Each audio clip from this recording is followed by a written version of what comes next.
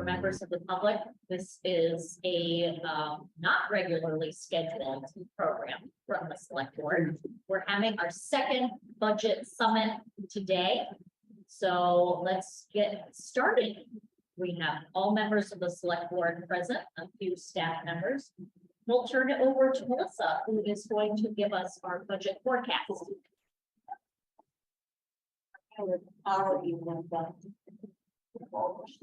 We just have to demonstrate the presentation. Oh, that's great. Well, perfect. Thank you. Just had it. Take your time. No rush.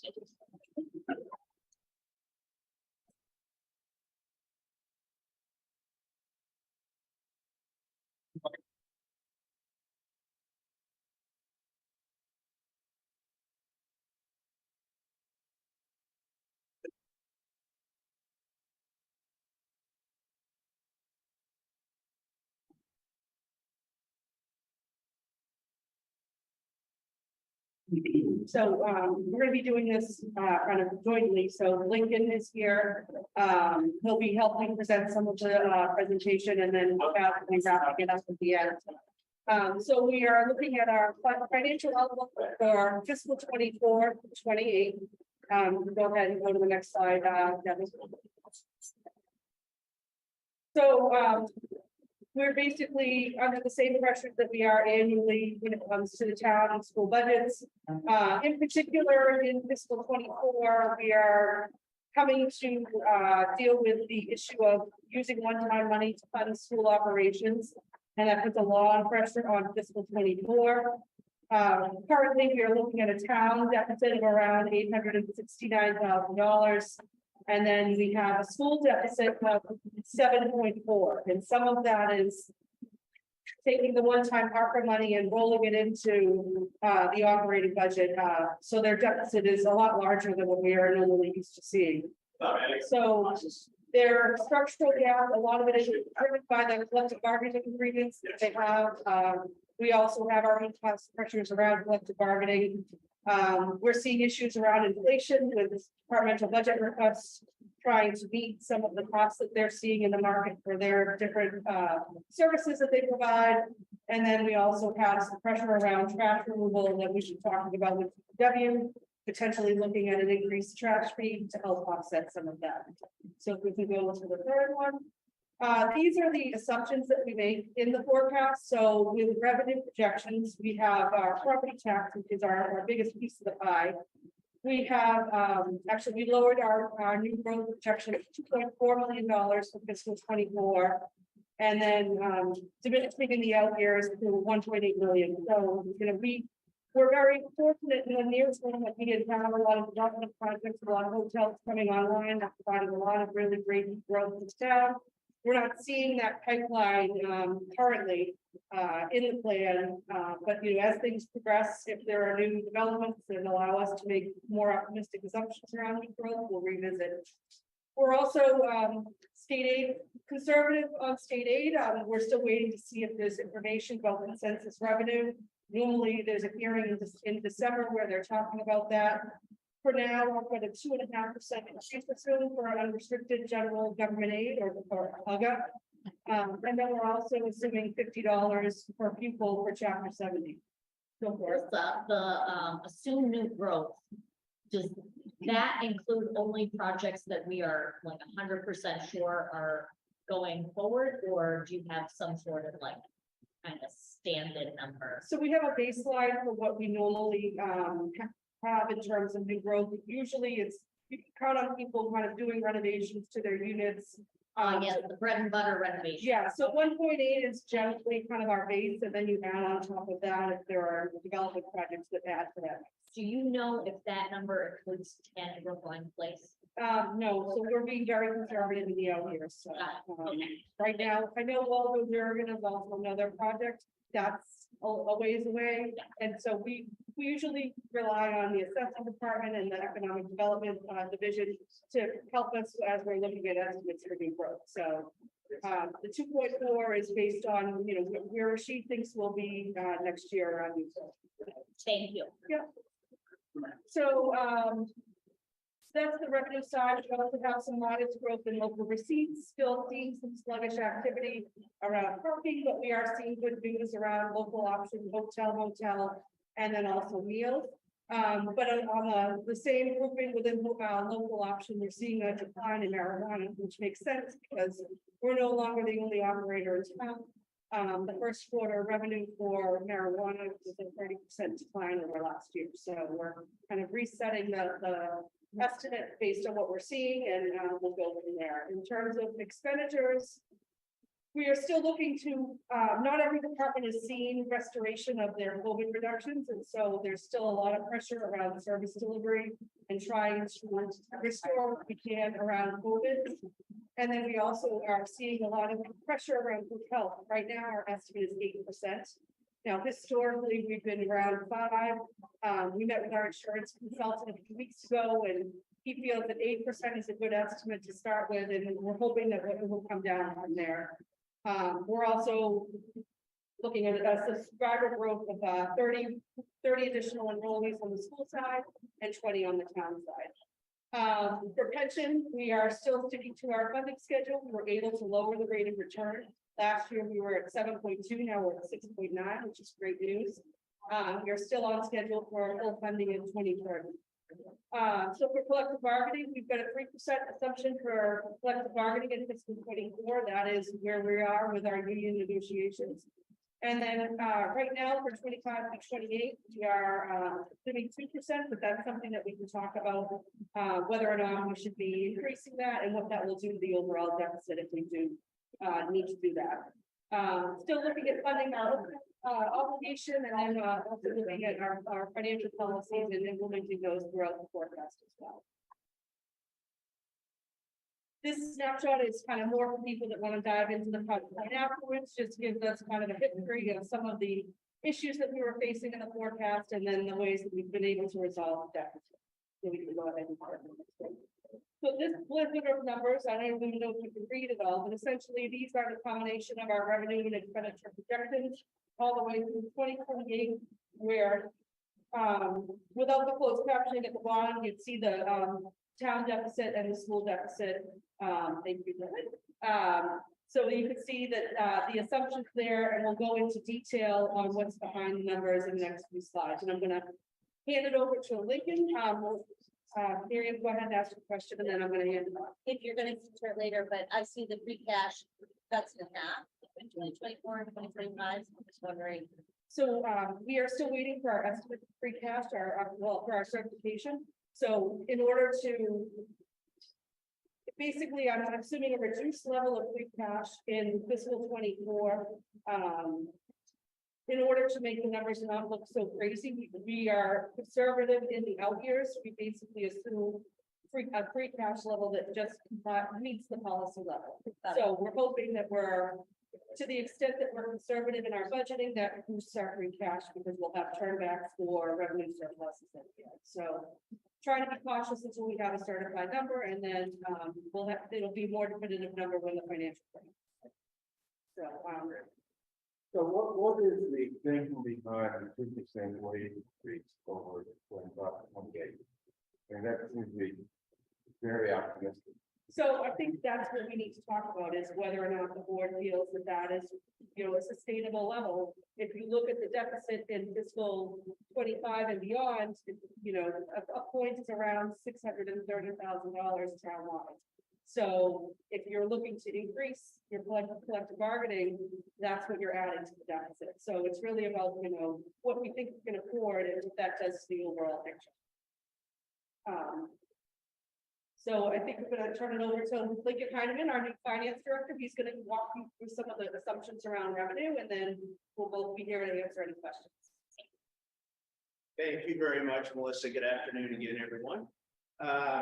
So as Melissa said, I delve a little bit further into the revenue, and obviously happy to take any questions. So this slide just shows visually how important property taxes are to our overall revenue picture.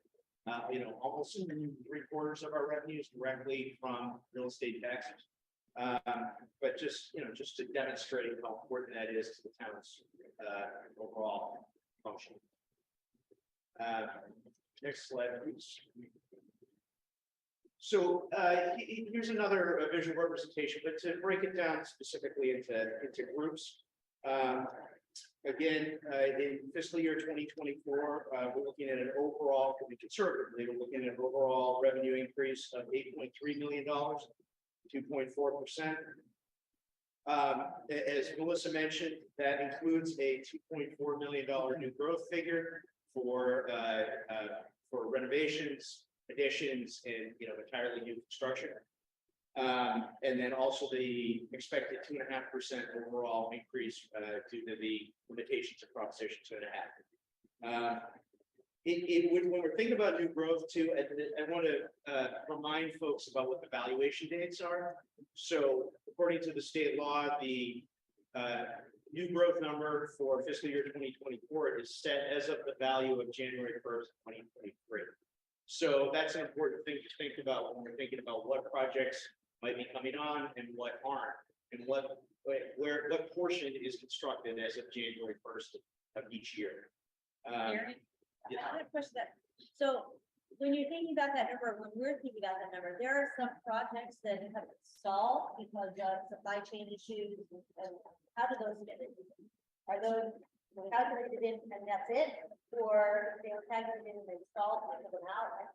No, so these are not calculated in the, certainly not in the fiscal year 2024 projections. Check. So we can talk in another slide or two about what's going into fiscal 25, and what is built into there are projects that we do expect will be on there with high level of confidence, but I can talk specifically about a couple of those bigger projects. So, but as a point of comparison, again, we're looking at this conservatively in the tax rate that was just certified yesterday for fiscal year 2023 by the State Department of Revenue. We had $2,660,313 in new growth.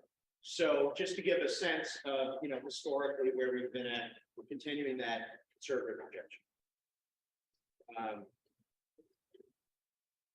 And as you can see at the bottom of the slide, in the out years, we're looking at the annual operating revenue increases of 3%. Next slide, please. So in that biggest portion, property taxes, the biggest things that speak to new growth a little bit more here. So you can see the $2.4 million projection for fiscal year 2024. In fiscal year 2025, what is in that number on a conservative basis is the full build out of the well tower project at the old Newberry College site for assisted living. That is the construction's begun now. And so some of that will be in fiscal 24, but I think we can pretty with some level of confidence expect that will be fully built, or at least mostly fully built during calendar year 2023, and therefore to be taxed fully, perhaps in fiscal year 2025. But to your point, Marion, for example, Waldo Durgan, we don't know where that might go, and so that's not built in a significant way in these conservative projections. And I'll just note too, you can see. There's another slide on this, but I think it's an important point to note, looking at the debt exclusion line. So you can see with in particular with the fire station project was approved by the voters last month. And then with the projection of the Pierce School project, coming up in the near future, you can see the debt exclusion numbers rising. A decent amount going forward for fiscal 25 projected out into fiscal year 2020.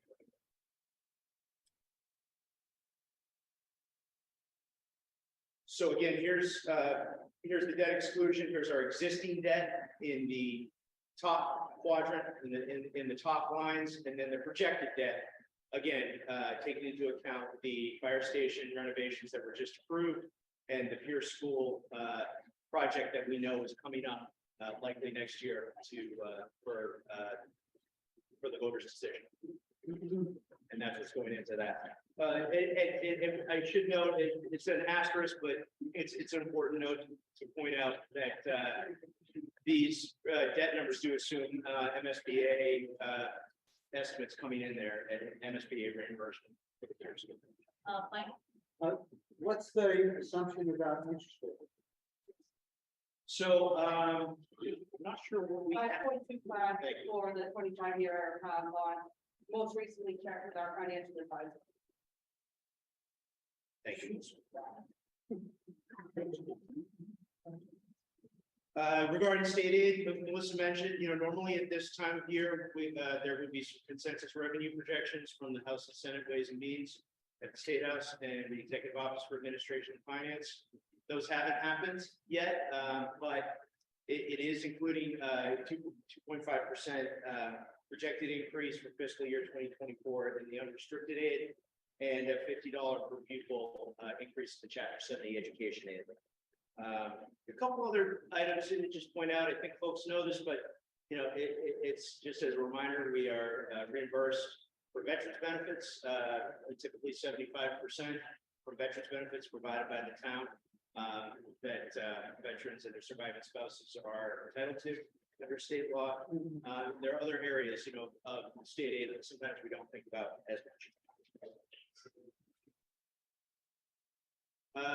Regarding the local receipts, that's a lot of numbers. The main two things that I'd like to bring people's attention to that have the most significant impact on what we're looking at going forward. Motor vehicle excise, that has stayed strong. Vehicles continue to be purchased by residents. And the motor vehicles market remains very high and very strong. So we are looking at, conservatively some increases there. I think that's a safe assumption there. And the other piece is, yes, sorry. sorry to interrupt you. So the board, I think a year and a half ago, thought about raising parking meter rates and whatnot. We should probably revisit that. I was hoping that the transportation board would kind of push us again, but keep that in mind if, we need to do that in order to fill some gaps. And, the other main piece, again, Melissa mentioned this, but meals and hotel, that's local option taxes. That's meals, hotel, and marijuana. As Melissa mentioned, those and hotel taxes have stayed very strong. They, and these projections, still looking at that conservatively, but still looking at some increases there based on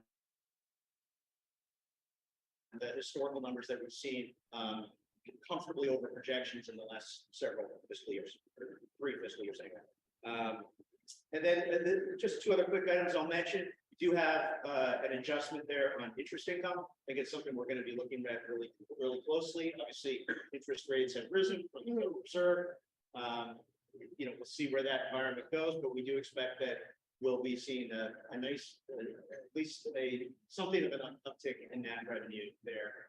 And we also included some increases in pilots. Obviously, that's largely on me, but looking at increasing the contribution of exempt property owners towards revenue. So again, overall, 1.5% increase in fiscal year 24 and 1.6 average increase in the out years. Other available funds. So we're showing a decrease, 8.6%. That's, as Melissa mentioned, that's the loss of the host community agreement funds with the change in the state law this year, and the expectation that there'll be a decrease in those funds. You can see on the top line, HCA stabilization fund monies in this current fiscal year 2023 at a little more than 1 million, but only using $400,000 partial reimbursement out in fiscal year 2024, and not showing those funds going forward for fiscal 25 onward. Lincoln, sorry to interrupt you again. Do we have Jordan Halligan on the? Yeah, he would be in the best position to answer this, or Melissa, actually. So I recall that when we were doing the host community agreements, it's like 3% goes to like a like just general fund and then 3%, something else. So we have the sales tax, which is part of local receipt, and then we have the HCA agreements that provide funding that is in the HCA stabilization. And that was kind of like the unrestricted, like 3%. So the sales tax is under, it's part of the general fund budget, Oh, and then the HCA supports mitigation activities. So we have a whole HCA budget that is supported by the transfer of funds that have accrued in the HCA fund into the general fund. So that's what you're seeing here is that we're anticipating that that will either go away or be at a reduced level in the year. but the sales tax thing remains. That's still reduced, yeah. Okay, great. Thank you. Yeah, and that sales tax is in those, local option taxes. Right, we're talking about the local weather. Yeah. So we've got a wind. No, It's not that, that's what you said. It's the fan, yeah, so.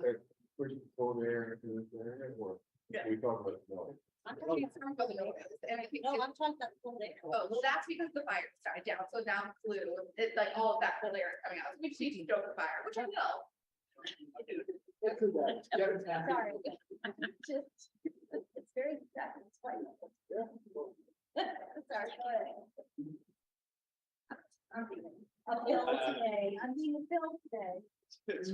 So, so for free cash, the town does have, free cash policies. As Melissa mentioned, it is not certified yet by the state. We're, working, very diligently on that, but we do expect that the free cash number will be consistent with, free cash numbers that have been, expected in the past. As a reminder, for the last many, fiscal years, there's been more than $11 million certified in free cash, and we expect it will continue to be looking at a number around there when it is certified. As a reminder on the policies, regarding the usage of free cash, 1/4 would be reserved for reserve fund, budget reserve. It is a policy that the stabilization fund and the unreserved fund balance measure of liquidity is maintained at 10% of overall revenue. That the liability catastrophe fund is maintained at 1% of net revenue. And another piece of CIP funding, bringing that from the 6% CIP policy to 7.5%. The final thing I mentioned is regarding the Affordable Housing Trust Fund. Again, a policy is that there would be a deposit from free cash into this fund if it's less than $5 million. We're above $5 million. So it's a piece of positive news for that piece of net use of free cash. And then finally for me, for fund balance, again, this is a measure of liquidity. The ratings agencies, when they're looking at a AAA rated community at the highest rating level, like Brookline, they're wanting to see 10% overall revenue as liquid funds, you know, and so you can see the history. We've had a little bit of a dip since fiscal year 15. From that 10%, we're still in a strong position. You know, hovering at about 8.5%, but we do expect with projections going forward that we will be rising up from that 8.5% to 9% that we've been experiencing in the last several fiscal years. So with that, I'll turn it back to Melissa. Thank you. Thank you, Lincoln. Thank you. So this next chart here just summarizes our overall general fund budget. Just pull it down a little bit more so we can see the front high. So this chart essentially just demonstrates that, you know, majority of our budget between salaries and benefits is people. So, you know, it takes a lot of effort and a lot of bodies to get all the work done. So that's why most of our budget is spent on personnel. Keep rolling. Sorry. When the person who got it bundled in benefits and salaries together. So that's about 73%. Oh, yeah. Yeah. Right. And then I have a question. Sure. And this, so the reclassification study, where are we with that? It's part of our content here, so we'll. So this is a slide that everyone's familiar with, especially after the last town meeting, where we go through an exercise of taking the data that we get from the end of year report. So at the end of the fiscal year, departments are required to report to the school department what their expenses were on behalf of the schools. And then we take that data and we project it into the following year's fiscal budget. So the education, if you take all of the effort on the municipal side spent on supporting education, it's really about 60% of the overall budget. So we just kind of use that to show what a fully allocated general fund budget looks like. You want to keep rolling? So just like Lincoln presented the growth on the revenue side, here's the growth on the expenditure side. No surprise, schools are the biggest growth area, followed by benefits, and then municipal growth after that. Special appropriation growth just shows a decreased projection in overall free cash. And then we have some modest growth around debt service and other non-departmental. So this is our town school split for the upcoming year. So I think the headings need to change. It should be 23-24, but I'll correct that before we post it. So essentially what we look at is our overall revenue number and then we deduct our fixed costs, and that's what's available for town and schools. So in fiscal 22, there were adjustments for shared services, utilities, building maintenance, shared services under payroll and IT. In fiscal 24, that $728,000 number looks pretty large, and it is. Part of that is using taking the one-time ARPA money that was supporting the building department, in addition to the schools getting $3 million for their operating expenses. $500,000 was given to the building department for school building maintenance. So the adjustments that you're seeing of the 728 is essentially acknowledging that $500,000 needs to roll into the budget and the revenue allocation will be deducted off the school allocation. And in addition, there were also one-time funds used above the line to support building maintenance. So that's part of the adjustment that's going on as well. So you can see after we walk through that, we have still close to the 40-60 split town and school, but a little bit of a shift to acknowledge some of the support that the municipal departments need to provide building maintenance and utility increases for the schools. So keep going. So this is kind of our budget buster, we say every year, our benefit picture for both town and school. So it's going to be growing by $5.2 million in fiscal 24. That's 6.9% growth. So, a lot of times when, we talked about 2.5, providing 2.5%, well, most of our expense line items, especially benefits, are growing at a rate faster than that. So this consumes a big piece of the growth in the overall budget picture. We talked about the 8% assumption for group health and our pension funding schedule, which we'll have more slides on. In addition, we have some trust funds that support workers' comp expenses, unemployment expenses. Unemployment is zeroed out next year because we feel that the overall fund balance is in a good position, so we're redistributing it to other great areas. Heather? So, before we get too much further, I just wanted to put a note for select board members. I know that when we met last time, for our budget discussion and our priorities, we want to be a competitive employer. However, our healthcare subsidy is one of the highest, I think, in that. Is it like 82%? 83.17. Yeah, the town pays 83% of healthcare costs, the employees pay 17%. And I assume that that's collectively bargained. So we have a public employee committee. They're responsible for bargaining for the entire employee membership. Yeah. They're representatives of each union. So that is something that we should discuss at some point as a board, like bringing salaries up, but, asking for something in return to bring that number. Bernard? Yeah, or not just asking for something in return, but giving, people an understanding of the actual benefits that our employees get, which includes that 82% payment. So, Yeah. you know, you can't really compare, you know, the Brookline employees to, I don't know, Watertown employees who may have a much lower, you know, Subsidy, contribution. yeah. Okay, so, you can put the next slide. So this is just some of the summary of the assumptions made on the benefit account. We have to go through now. And then the pension appropriation. So pension is definitely an area that is going to be extremely difficult, especially in the out years. That 7.85% growth annually, that's a real challenge for us. But in 2030, it'll be reduced when we have full funding of our current schedule. So we'll talk about that. We'll get to this slide and talk a little bit more about that. And then our OPEB appropriation is at $4.7 million. We'll be returning to the annual increase that we've been able to provide. We had paused that during COVID, looking to continue that in the out years. Go ahead. The annual increase, you mean like a full, sorry, you mean like a full, The growth in the expenditure line. so, thank you.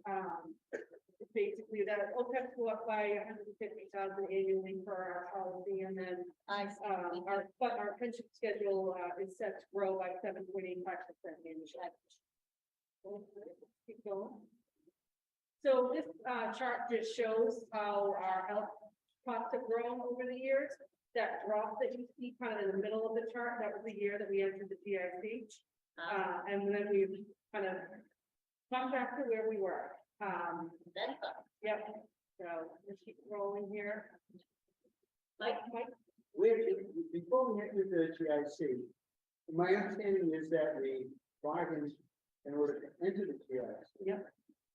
And that we assumed some additional percentage of the pie.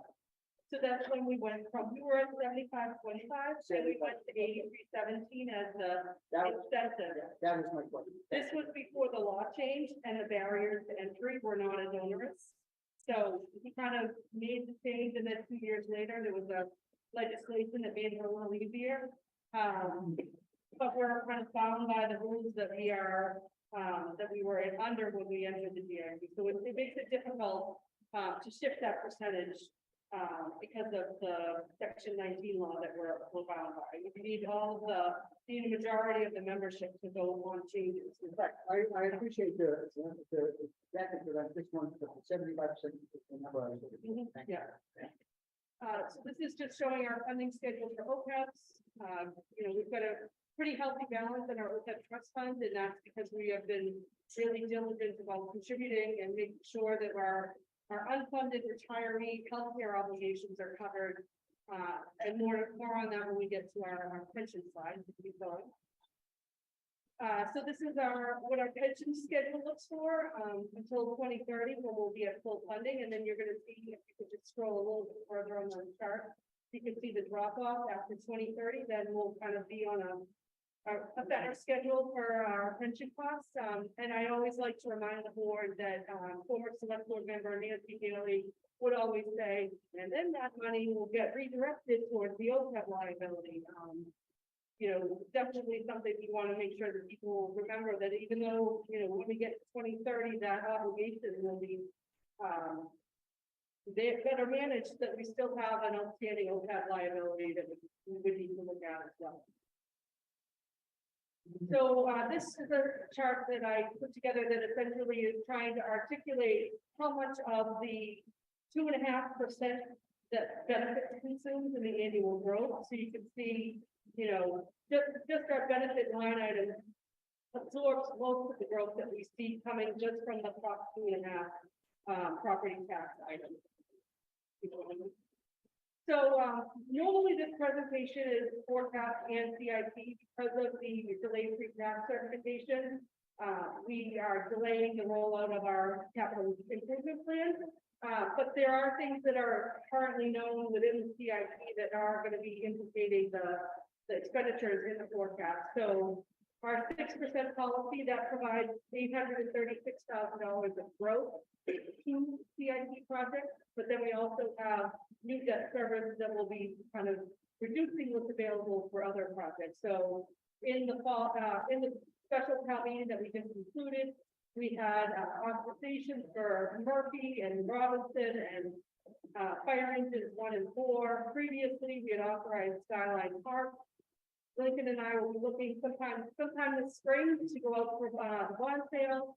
And then just a reminder that the Alton settlement also consumes about $1.4 million that otherwise would be available to support CIP. We also have debt service coming up, looking for additional authorization around Lawrence Anderson Park. We've got the Pierce School, which is also folded into the projection for debt exclusion. And then Avery Park is another substantial park project that will also be included. So once we have a final CIP, which will be in the financial plan, there'll be more details about all of those projects. So then we have our non-appropriated account.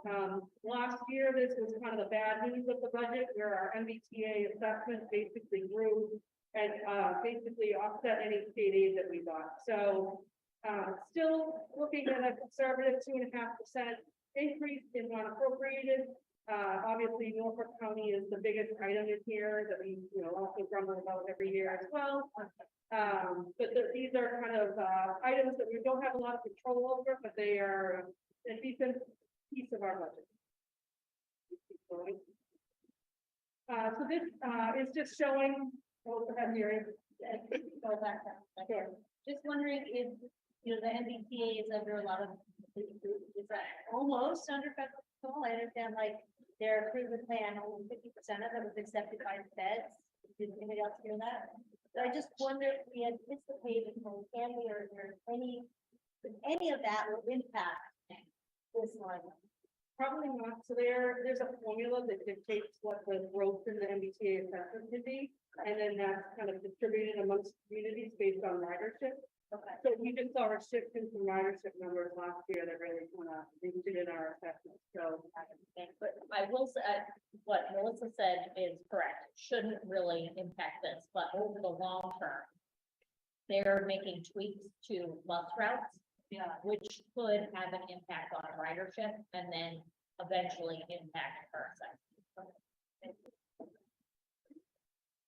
so this chart here just shows the annual challenge that we face in the budget, where you have expenses growing faster than your revenues. And, our challenge this year would be to close the gap on the town side, the $870,000 deficit. A lot of times that's, we have the unpleasant job of telling department heads that we can't, fulfill their requests. Sometimes we have good news that we are conservative in revenue, and we've got a new governor that may provide a more optimistic view of the state aid picture. And then obviously we're still waiting to see where our good health assumptions lie and other factors. But this is kind of the annual challenge. But the big increase you see in the middle of the chart on the left, that's around the debt exclusion. So it's a little misleading, but you can see kind of over the longer term, try to meet that gap. Any idea whether it is that fair share and the budget by down? So we've been asking about it. Chaz was just at a Metro Mayor's meeting, and I said, please make sure you see if we hear anything. So no news yet. We're hopeful that we'll be able to see something for that, but at this point it's too soon to say. And now I'm going to turn it over to Chaz, just talk about like some potential relief that we could help the overall picture. Been doing this for a while. So, as you mentioned earlier on, about parking meter rates, but I also had to tell you that Lincoln brought up this, that can be part of, but the parking meter rates and the refuse fee and the outdoor dining fee, all of that can be part of a potentially more comprehensive fee review, for the town. It may behoove us now that we are in the new normal of COVID to think through what our rates and fees and fines are and whether or not we adjust based on usage, based on all of those things. But obviously the low hanging fruit here is parking meters, outdoor dining, given the novelty, and refuse and solid waste fees there. DPW has already conducted an assessment of those fees to determine how they compare other communities, what they should be, and cover that. The other big issue there that I think we need to be cognizant of is if those fees, particularly the solid waste fees, go up. Historically, they have been subject to the town school split. Which is to say, even if we raise the rates $100, the schools will get 60 of those dollars. It's our position now, and in discussion with the council partnership, that if 100% of that increase goes to cover the cost of inclusion, then 100% of those dollars should go to cover the cost. That's it. Just because of the need to ensure, an essential government service is operating at the right. But that is a discussion between the town and the school. Maybe you should stay on there a little bit, sorry. We do still have some sources of, we call off-budget funding. The Community Preservation Act is relatively new, it's still coming online, so learning about it. It is not as large a pot of money as ARPA, but it is a constant pot of money. Good. And I think we need to be working carefully with our community preservation board to ensure that they understand the priorities of the town and the broader community when it comes to how that money is, how they recommend that money is spent. ARPA round 2 applications over in January. We have been talking amongst the departments of submitting a single combined application for green infrastructure improvement on that front. The idea there being that it is a public sector capacity increase. We haven't really focused there, we focus in those areas on the impact that can have for the Spanish communities in Brookline. We're walking on a bunch of things like pollution, like traffic ambulance, all of those things. It's important for us to think through in presenting a unified kind of overarching green infrastructure proposal to the committee about how that impacts the support of the impact people, not just from the pandemic, but more generally.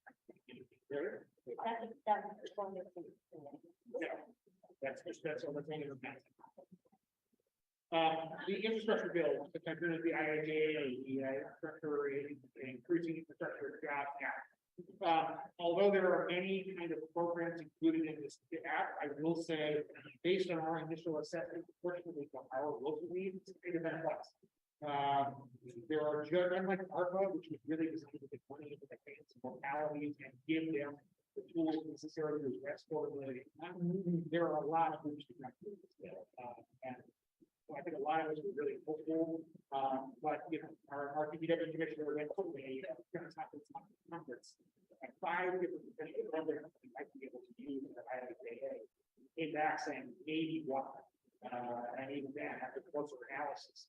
It's unfortunately reminiscent of the issues that we've been experiencing with FEMA, right? Which is FEMA's aid is so tightly structured, and so shifting in terms of their policies of what is this cover. That we shouldn't be thinking about relying on IIJA funding in the near term. It's our hope that hopefully our state politicians, our national politicians will go back to the agencies that are administering this, ask them to be more liberal in how they interpret the mandate of that law to ensure that more of our localities benefit. Sorry, Heather. Well, Mike first. Okay. So, there are two infrastructure projects that seem, at least at first glance, they fit very well into that act. One is the, Beacon Street, talk about right, yeah, basically light. Yeah, and the other is, the installation of additional charging, electric vehicle charging. Yes. And, are those possibilities that make, I appreciate that, it might, it may not be worthwhile, right, in some cases, but those two could be bumped together. Beacon Street was one that we looked at, and we said, does the cost outweigh the benefit for the staff? And we said, no, we just said, jump through and get that money. Would you say that again? Sure. The Beacon Street bike path, the Beacon Street, rebuilding, it's just, it cost, the cost to staff to make sure we get that money would be less cost efficient than us trying to do that with other means, other grants. So that's the important situation there. Charging stations we're more optimistic about, and that is something where we are assessing whether some money is there for, but it is that's a couple of years out, because we want to be very mindful of how we all try to do things, and not just, say, I will take that money out for people right now. Right. So, I appreciate with all of these things, federal money always comes with a lot of requirements for reporting back and so forth. And if they're so onerous, at the time when you take advantage of them, you just say, well, what the hell is that? Yeah. Have you been in touch with, our congressional representatives to discuss that? Because that's something that I know, Congressman Pottermore is something that he would be responsible for that. Yes, yes, I have a call to do that, so we are going to discuss that with them. As kind of our wish list for the next legislative session. The other problem I think you're going to see here, change is not going to come. It's going to happen. It's going to have to be direct political pressure applied to the implementing agencies. Right, that's the question on treasury, right? Change the rule. Yeah. No, I understand that. So, I have a little bit of experience with this, in a role that I used to, hold. We're very spoiled in Massachusetts that the programs in Massachusetts are usually pretty easy to access for municipalities, and they fund the kind of things that we're used to getting funded, like the Beacon Street bridal. Federal looks for completely different. They want regional impact. So if we can think about, I mean, we are a regional, we're abutted by, Boston and Newton. So if we can think of projects that would have a regional impact, I think that we might have a better shot at getting noted for federal money. Well, there's a national program that is part of that act, to increase number of, electric vehicle charging points. Generally, so. Yeah. That's people that are going. I think the brought it back, you can make it pay for well, you take back the price back, because you can look at the box. That's not. Yeah, they want to see basically like 2 or 3 sponsoring municipalities getting behind the project. Okay.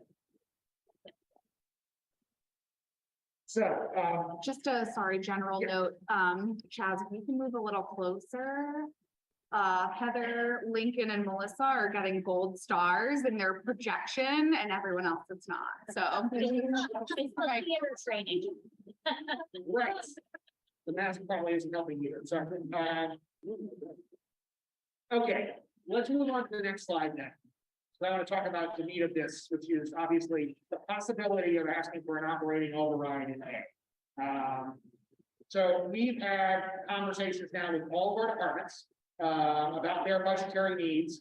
We've got having community-based conversations about what it is the priorities are, and we had this conversation with you, the select board, in September about some of your initial priorities. The idea is being things that you were focused on that you think are priorities for the town. So in this, I want to stress two things. One, this is a very preliminary initial list of things that we have thought through based on these conversations. We expect it to change, we expect it to change based on your input. The other thing is that we expect this to be part of a broader public discussion as well.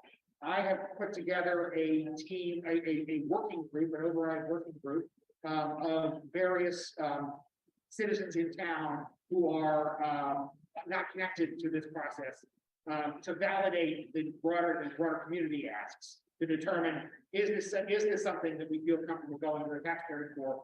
Are there alternative sources of funding for it, short of asking for a raise in property tax that could possibly meet that?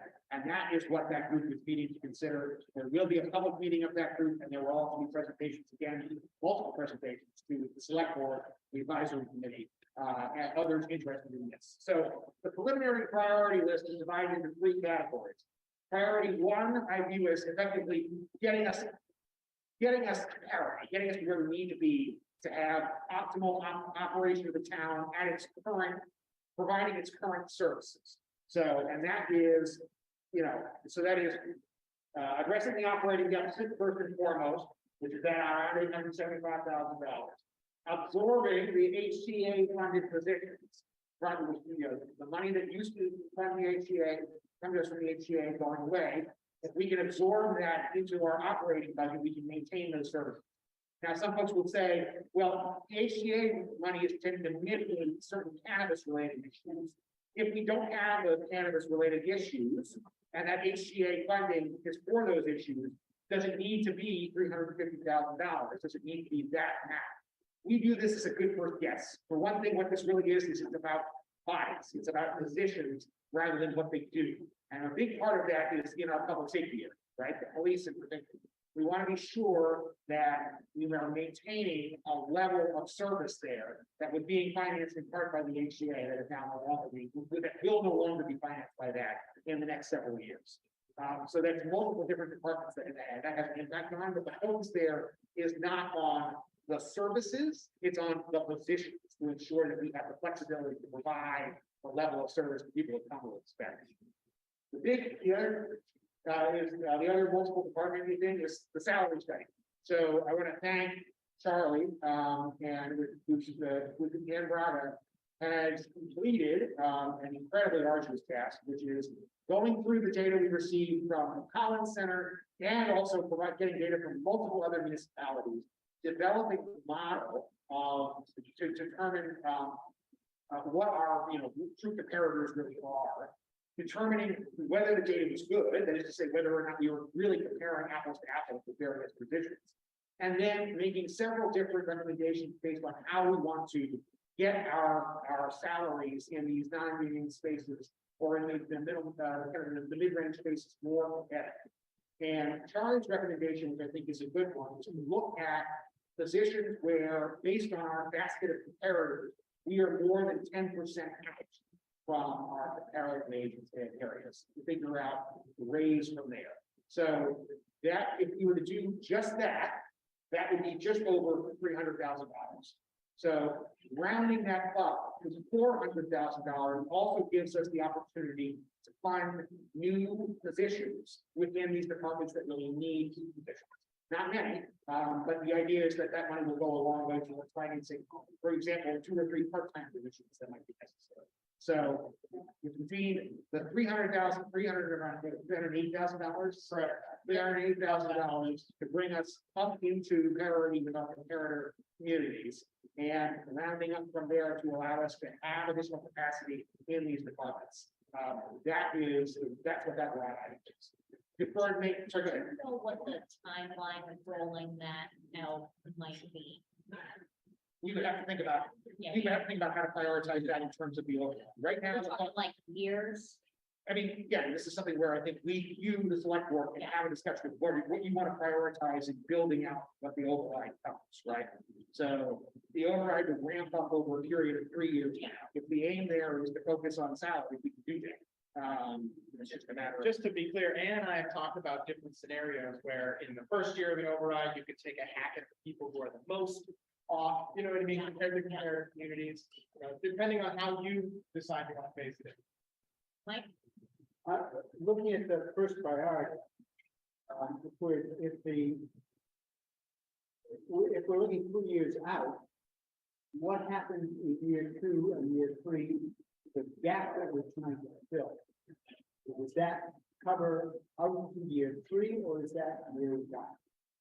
That's year 1, but we also know that there are going to be shifting revenue assumptions here that will help us reduce the deficit, which then will basically shift the out year burden will be a donor receiver. So we're looking for kind of a conservative estimate of where we are currently with our operating budget, but then also knowing that there'll be other pieces of the pie that will lessen the out year deficit as well. And I think this is That red line, isn't that so yes, we'll get there, because that's the idea, is that's coming from ARPA funds now, but really coming from ARPA funds forever, where is what we're talking about. This, the question is that the priority of the it's good, I want to build on something that Mike just said, not for this group, who I think know, but for the broader audience who might be following along with this, there's that question there, right? Okay, our operating deficit this year is 875, we're building out over the course of time.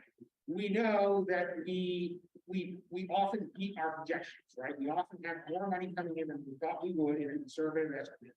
when we have this free cash and we spend it this way. Why don't we just alter our projections? Why don't we have more rosy optimistic projections and say that money exists because we're fairly confident? The answer is we're not 100% confident it will. We're not even 75% confident it will. We are, what we're doing is we're making a projection, our best guess projection, with the assumption, right, that not all of our dreams will come true because we cannot run a deficit, right? We can be over, but we cannot be. And so it can be hard at times for people to say, well, you have this free cash number at the end of the year. That must mean that you didn't budget for that. In fact, what it means is we took, if the free cash number is exorbitant, then yes, maybe you make that argument. Well, let's look at our assumptions and see what happens here. But given our, our current free cash numbers of the past couple of years, I would say our projections have been dead on, right? Because the other thing is that free cash, Melissa joked about this, the cash is neither free nor cash, right? It goes right back into the free cash waterfall and is used for things that the town uses priority, particularly the capital improvement plan. So what you think of as, when you look at the capital improvement plan, and you can see last year's, for example, the numbers there are that huge amount of capital projects, many of which do not have funding. What gets that funded is the free cash at the end of the year. And so that priority, the projection exists in order to, in many ways, ensure that there is some money for those capital projects at the end of the year that can be used to meet the needs of the town, which are significant and are still not even being met at the end of every year. So I think it's important for people to understand that these projections are not projections for the sake of saying at the end of the year, hey, we have cash to spend how we want. They're projections to ensure that we don't want to deficit. And I'm very confident in the full finance team's analysis of where we are in this model as to the reasonableness of the current projections that we face. So going on in terms of this, we've talked to the building department, and particularly Charlie Simmons, about the need for deferred maintenance of town structures. And we asked them flat out, what is the amount we need? What is the amount that's currently missing from your budget to fulfill the needs of deferred maintenance? He gave a nuance and simply said, look, deferred maintenance means different things to different people. It means different things to the schools than it means to the town. It means different things to different stuff. But given my understanding of deferred maintenance as various departments implemented, what I need is $200,000 to ensure I'm surprised it's only that much. Yeah.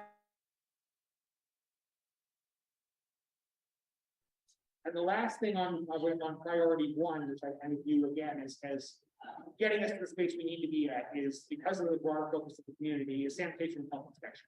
This is the back end of the road control plan, but it's also an increase of our permanent increase in enforcement in this front. And one of the things that we often talk about on this is return on investment. Increased opportunities for sanitation and health inspection, particularly on enforcement, will result in increased revenue. It is going to be a positive ROI in the first year, but overall, we are increasing our revenues and increasing the attractiveness of the town as a place of common investment. So, as a holistic matter, both because people are, we've heard over the year, this, since the time that I've been here, this constant drumbeat for the need for increased sanitation and health inspection services, and because I think that this is a smart investment in the long term to ensure that the town's overall financial picture is improved. That's why I've said that DPW and DPH is sanitation and health along the priority line. I'm going to take a pause here because it's a lot of information to see if anyone has questions of this initial thoughts. John? A couple of questions, and not just on this, but the overall presentation. Sure.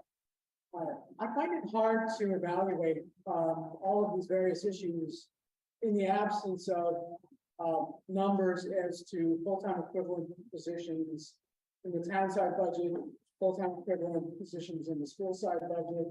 Are they up? Are they down? Is that part of the reason? Where are they up? Where are they down? So that's just an observation. The other observation is, I love conservative budget, but I think we do have to recognize that the built-in revenue increase number in this budget is exceedingly low. I mean, I looked at recent years, revenue increases, total revenue increases. And they averaged over the last, I think it's 5 years, around $15 million. And we're talking $8 million. They ranged from 10 to, in fact, $20 million. And we're talking $8 million. Yeah. And I haven't heard clearly, whether that's a realistic, I think, or just a very conservative number. I think what you're looking at though, when you're looking at the overall revenue increases, is our debt exclusions rolling in with the high school and Driscoll School. So if you take those out and then compare that to the number that we have, I think that would be a better comparison. Because debt exclusions kind of inflate the increase in revenue. It shouldn't be part of what you're looking at. Well, I mean, be that as it may, I'm looking at, what gets reported as total revenues year to year, year to year. Yeah. And some of that did kick in, right? But, it's going to kick in again. But not in 24. So 24, there's no growth from debt exclusions.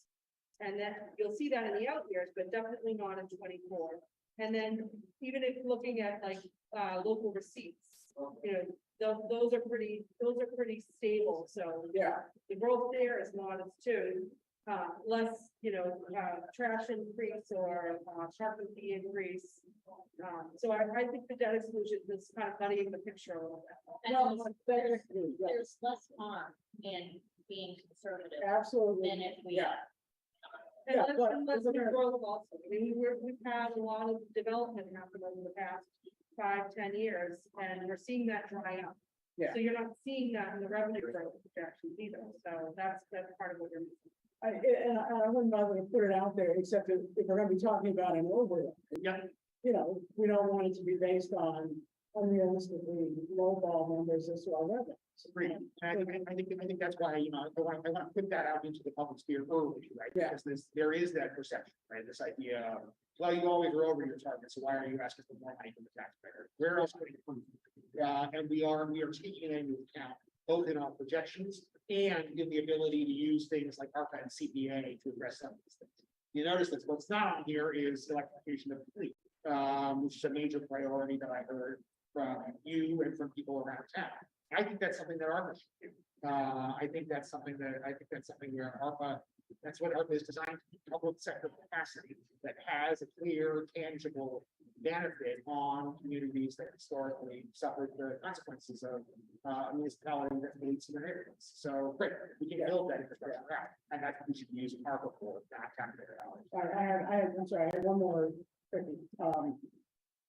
So getting back to, are the revenue projections maybe a little bit on the low side? It would look to me on first glance that where that might lie is in the free cash estimate. And I heard it said we don't have that certified yet. Yep. Do we have any reason to believe that it will be uncharacteristically low once it is certified? No, I think, so what we budget to in the out years for free cash is to meet the 7.5% policy. So it is low, absolutely, but it also, to the extent that it grows, it doesn't provide any operating relief. It's one-time money, and so it's being cycled into the CIP. So Okay. you'll see I get the that. CIP number grow, the special appropriation line item will grow when the revenue is growing as well. So, If I could just add one other piece to what Melissa was saying regarding the new growth. I think that piece in particular, when we're looking at the macroeconomic factors of federal rate increases and what impact is that going to have during calendar 2023 for fiscal years 25 and out? Is there going to be a reduction in people doing additions, renovations, and what impact is that going to have? So I just want to sort of add that piece of it. We're looking at the specific projects that we expect to come on, but there is this other variable out there that, that no one's sure what's going to happen now, but we do know interest rates are going to be a little higher than the recent history of the last 10 years. And to circle back to my first point, will we get the full-time equivalent figures showing increase, decrease from the prior year and total totals. Yeah, we always have that as part of our budget, when we release our budget, there's an FTE section that shows by department where the growth and where the reductions are. Right. Thank you. Yeah. Yeah, sorry. I appreciate that the purpose of this is to look at the town side of the budget. There is that $7.8 million school projected deficit. Yeah. And I appreciate that also that they had a prior, FY 2023, they filled that with funds again. It's not sustainable. No. And if we're talking about overall, Yes. we really need to wrap that into the discussion at some point. Well, yes, I think the reason why we're kind of talking about this first and foremost in this format is because I don't want us to be in the past practice that we kind of had with overrides, which is the school's needs come first, and then whatever we think the town will bear, will be for town. So sometimes that number is 0, sometimes that number is very low. Rather than do that, I would like to have a discussion in the abstract about town priorities, and then layer in with what the schools might be asking for. What do we think the town will bear? What do we think? What do we think? Well, I think we're all not only with you, but maybe even a tiny bit, before you arrived, we were certainly thinking in that direction. So yes, that's right, but just the same, I don't want to Yeah, forget that. and I think one of the other things, sorry. Yeah. One of the other things about this override working group that is important to me is that it tests the assumptions of both us, the town, and the schools. I know you've got representation on. Yes, I have people from the schools there. I have the superintendent is working very good with us. And I got a meeting with the superintendent last week where we said, honestly to one another, right? The aim here is I want you to be able to come to the public and justify the numbers, right? I don't want you to say, this is what we need because we need it. I want the public to understand where the shortfalls are, what's causing those shortfalls, what efficiencies are we taking to lessen them before going to the taxpayers for more money. And we're gonna do the same thing on the town side. We've already taken that first pass, which is what this is, but it's our hope that we can tighten this further and assess more broadly what the public's priorities are, to figure out what the final one might be. And we're gonna ask us, I know we're not talking in detail about the schools, but my understanding is only about 3 million of our funds went to the school gap for last year. So is the 7.8 because of the new contract? So they provided us with a projection for the next 3 years, so that's what's built into this forecast, so That's why we're projection. Yeah. And a lot of it is, most of their budget is personnel growth, so, that's what it is. Yeah, so we have asked them for more detailed figures underlying those projections by the end of this. So we will have that as part of our discussion. Any other thoughts on this before I want to go down to the last 4 on this list? But increased long-term planning capacity for the planning department. It's a large number, $550,000, but I can tell you because of Kara Britain's presentation, what it funds. That funds the comp plan. Comprehensive plan for year 1 of 3 is probably will cost around $200,000. So if you assume each year, that's what we're spending, and that's where you get there. Form-based code, form-based zoning code. That's another $250,000 at least. It's a massive undertaking. But everyone talks about form-based zoning. Everyone thinks it's a good, and it's something that should be driven by community engagement. We got to do it right. If we're going to do it right, we got to spend the money to do it right. For the preservation plan, that's around $20,000 to $40,000. Updates for the general zoning code to make sure that it's work function properly, around $8,000 a year. And finally, the Babcock Street housing financial model concept plan is $50,000. So we already have projects lined up to go for this amount of money that we can phase in if the planning department's budget was increased. The other nice thing about this is as those projects fall off and the override is complete, this gives planning the kind of capacity that the feedback recommendations reiterated over and over again. Right now, planning has the capacity to do one major long-term corridor study at a time. If we upgrade their budget significantly, we upgrade that capacity significantly. And again, it goes back to positive return on investment. We're talking about smart growth, the ability to do these assessments of potential commercial corridors, right? If we can do them more quickly, we will reap the benefits of that in terms of the overall diversification of the town revenues. In terms of getting more money from the commercial tax. Exactly. So one thing is, when I looked at that $550,000 number for planning capacity, and I thought, well, that's not gonna carry us all the way through form-based zoning exercise, but these are annual, these will keep.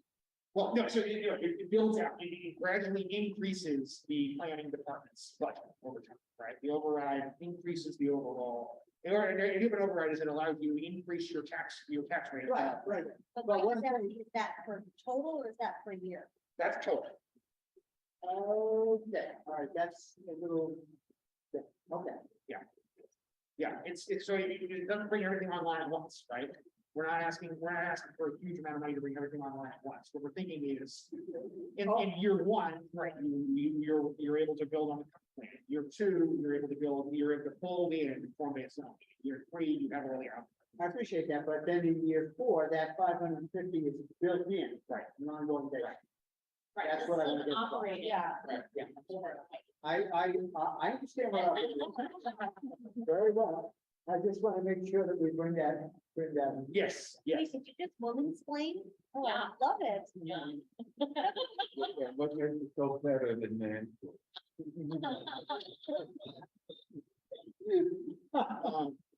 So that's planned, and that's where that would go. We have discrete targets for that, and we think that the overall increase in capacity there will be a positive. For complete streets, this is one of the things that came up over and over again, all 5 of you, at various points said, complete streets was a priority for you. Right now, transportation is seriously underfunded, both the regular upkeep maintenance of roads and the policy plan. My thought on this is, it's as much about, this number is effectively as much as the market will pay, right? This is the area where, if I felt like we had more money, if I felt like we could make a broader ask of the town, I would add even more money. Because of the historical funding and because of the need here. And you'll see on the next slide, kind of a conversation about roads that's more long. But if we're talking about complete streets and some deferred maintenance and a more comprehensive program that recreates the transportation division and allows it to be more proactive in long-term planning and development. That's the amount of money that you think is a good initial investment in that process. Also with DPW, an ask of the commissioner is to develop our nation's arborist and green capacity, right? Right now, we have our wonderful Tom Brady, who runs, a lot of his operations. And we contract out for a lot of our services. Boston is now in the process of hiring 15 arborists. It's an incredibly competitive market. And we are a town, as I hear from everybody, that values its green space and values the tree canopy, it has climate impact, and all of those things. Right now, if we were to build this out in-house, we deliberate about how we manage it. That's the commissioner's estimate for about how much it would cost to do that. That includes, and so again, that includes some of the startup costs of that. That includes the process that some of the startup costs are not necessarily the maintenance costs, but that again, once you're done with those initial startup costs, you have that capacity in the budget to take on longer term planning and structural projects like that. And so adding to DPW's budget for the purpose of green space is a priority for the commissioner, and so that's on there. And that's those are the kind of priority 2, where given what we think the community may bear in terms of an operating override, the assumptions that we think we make there. In terms of expansion of capacity to do work, those are the 3 areas we focus. Any questions there before I go to priority 3? Just a question in general, which is, this is the ideal number to Yes. do that, but could you do it for 400,000? Yeah, we could do something. So again, the question is, it goes back to John, we could do, Miriam's question was, could we do something like this for less? Can we find it? And the answer for some of these is yes, right? So for some of these, a lower number could get you something, if not everything. And it kind of goes back to John's point, or it's related to John's initial point about full-time employees, right? There is a baseline cost to add in capacity to do this work. And it often comes from staff and benefits. So there's a floor, where it's, it can't be zero, but it might be lower in terms of, what do you expect those operations to provide? And that's where, in conjunction with the department heads, we can have those discussions about, at what point does the stripping away, it does no longer become possible to provide the level of service that you're expecting, for this expansion capacity. So the answer is yes, but it's not always like an apples to apple or like a one-to-one thing. At a certain point, you get such diminishing returns that you're not actually getting the service that you're putting on. And a big piece of that number is also the capital equipment that's Right. needed to Right. fund the, Yeah. the. That's the start. Trucks and, Yeah. and that's a huge component. Right. Oh, And I suppose to add on to that would be, at some point, sometimes you add, it's like with VHA, you add 10 million of funding, but you get 16 million. There's this bonus cost, but not specifically, but.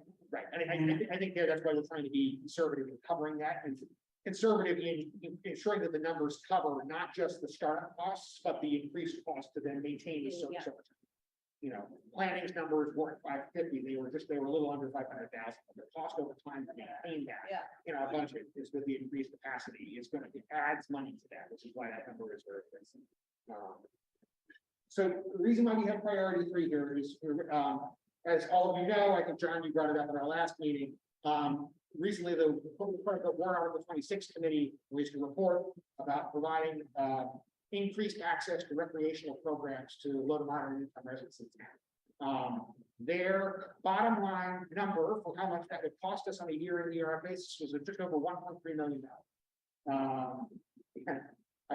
I can't help it. One of the lines in there was a comparatively modest $1.3 million, which, given our budget and our constraints, not really a modest number. It's a significant number.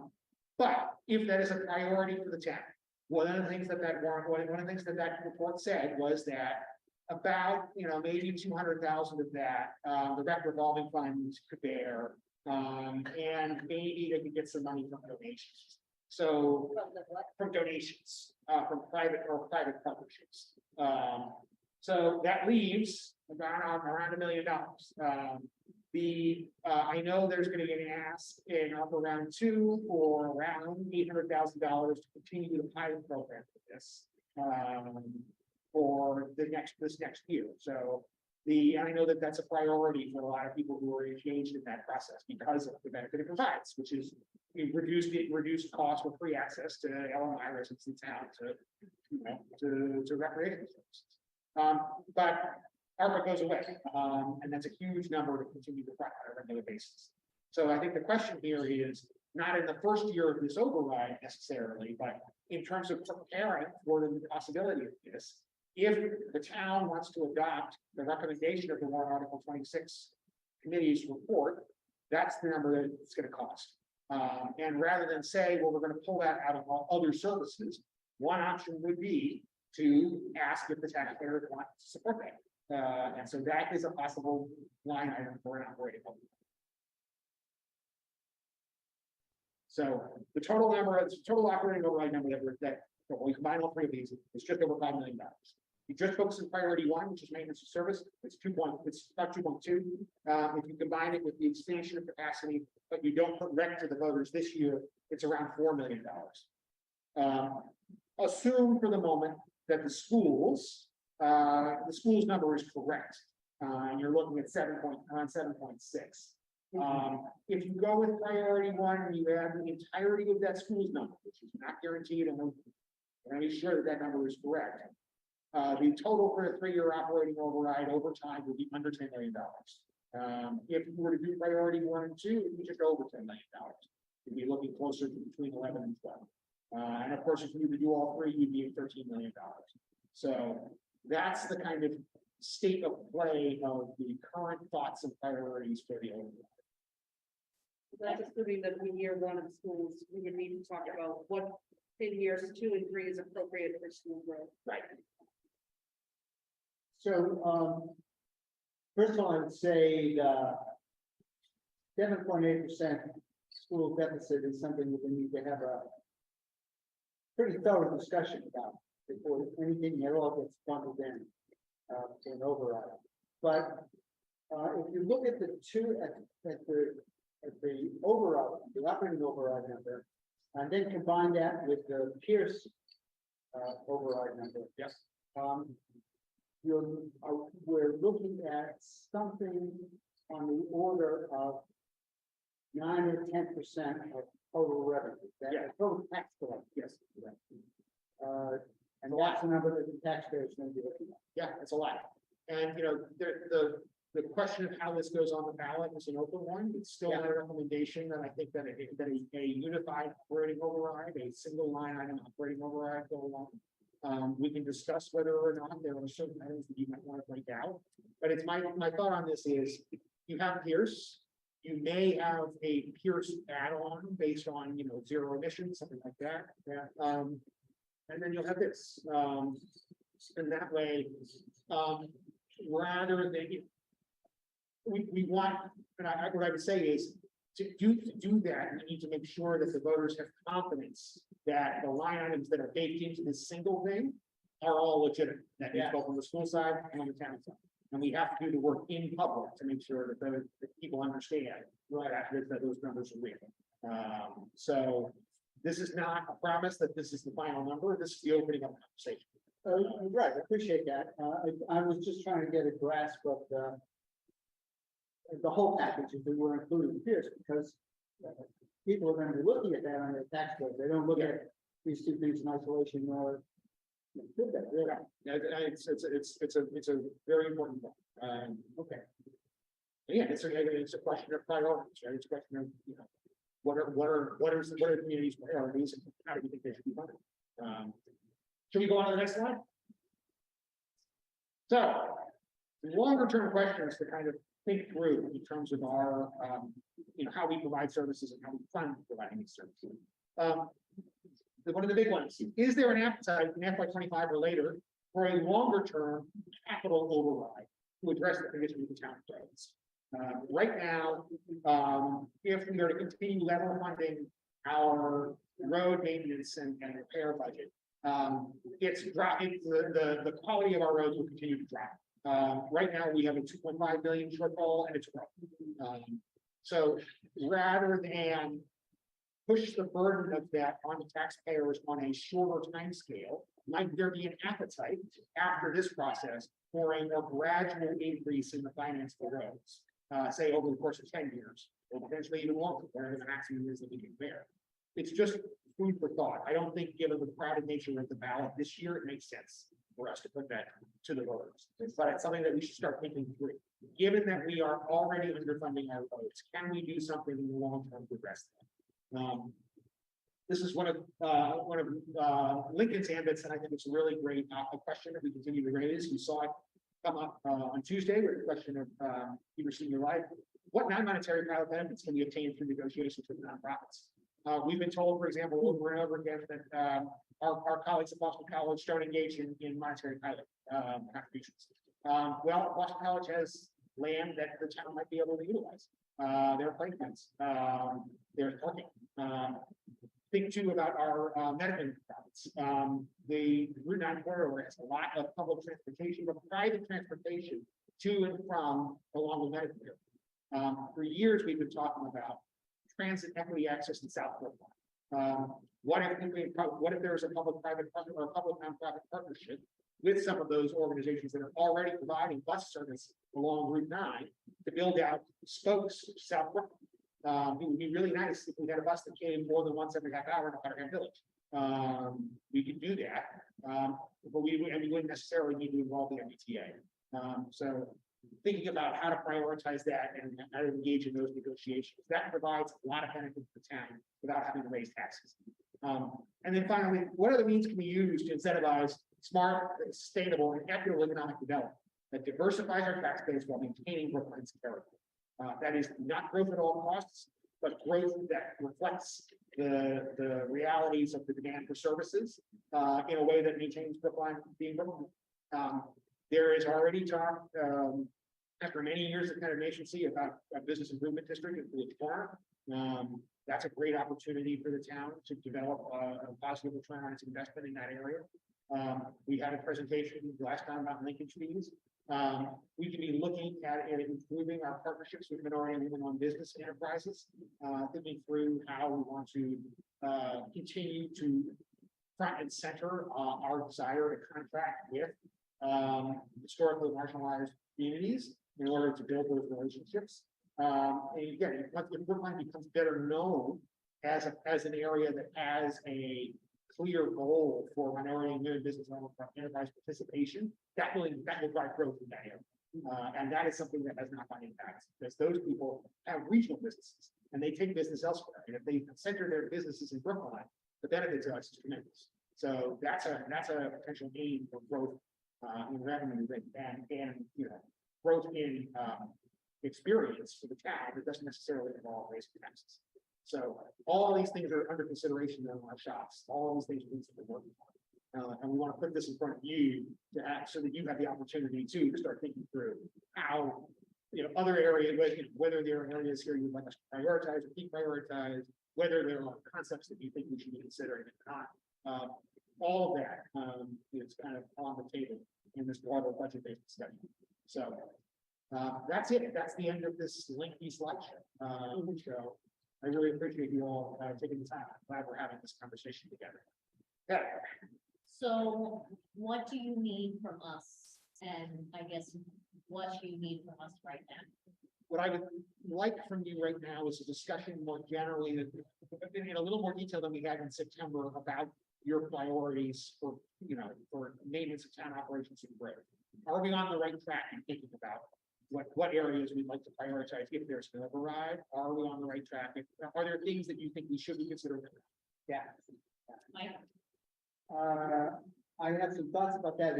It's 1:30. I want to take a short break. I think that's a good idea. And then get to that question. Take the slideshow down because that tends to be out. Actually, I'd love for you to go back to that slide where you've got the priority one. Yeah, that's really, because that should be the center of that discussion. Okay, so we'll take a 10 minute, 5 minutes. 5 turns into 10, 10 turns into 15. Okay, then so 5. Yeah, he's right. Five. Yeah, that. 135, 135? Yeah. Okay. All right. Okay, Mike, where are you guys concerned? If I get another day, where are you concerned? We're actually like.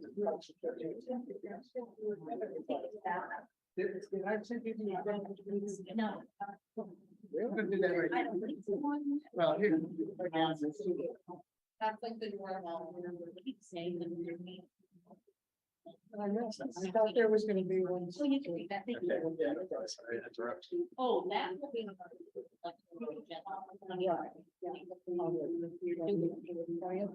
Yeah, next. Will there be?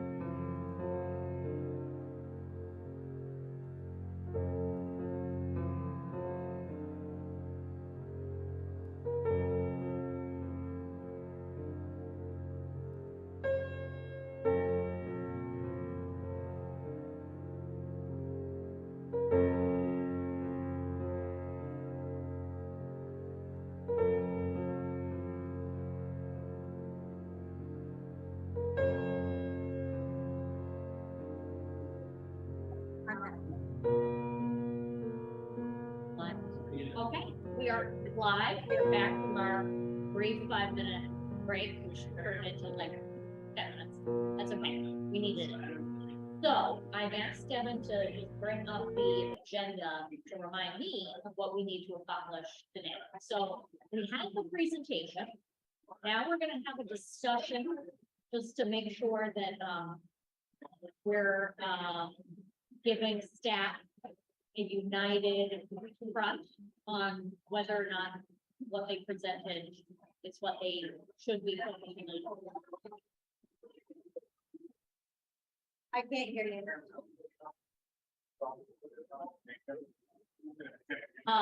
So after the discussion, we're gonna have a discussion about a code of conduct presentation. Miriam and Ann Braga, our Director of Human Resources, have been working on that. I expect that to take maybe an hour, I think, maybe less. Oh, I was less. Okay, I mean, we're adopting the language that's already adopted by the Mass. I hope we're adopting it. It's already adopted by the Mass Municipal Risk Society, whatever. Right. Bernard, You know, we haven't had a chance to actually look at this. Like, I'm uncomfortable voting that. It's just a principle, you don't go on something. so we always say possible vote in case we do feel comfortable. So, but duly noted, you can say that when the agenda item comes up. Did I say it again? Yes.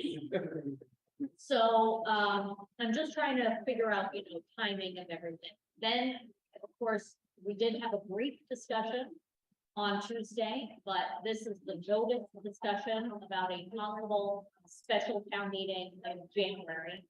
We'll be taking that up. I expect that to be maybe 35 minutes, hopefully, maybe a little longer. We'll see. So, is there a time limit to when we have this place? No, there isn't. Assuming 4, Oh, I thought it was. 3:30, okay, then I'm aiming for that. So let's get back to the, discussion about our budget and our priorities.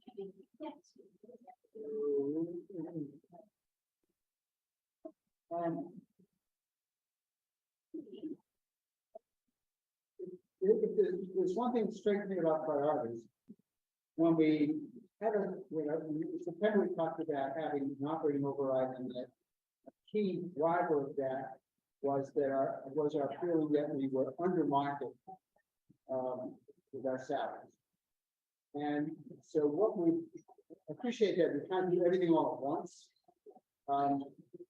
The point that Chaz made about, well, we looked at the positions that are more than 10% under market, I believe it needs to be corrected. I'm concerned that that's not really quite enough.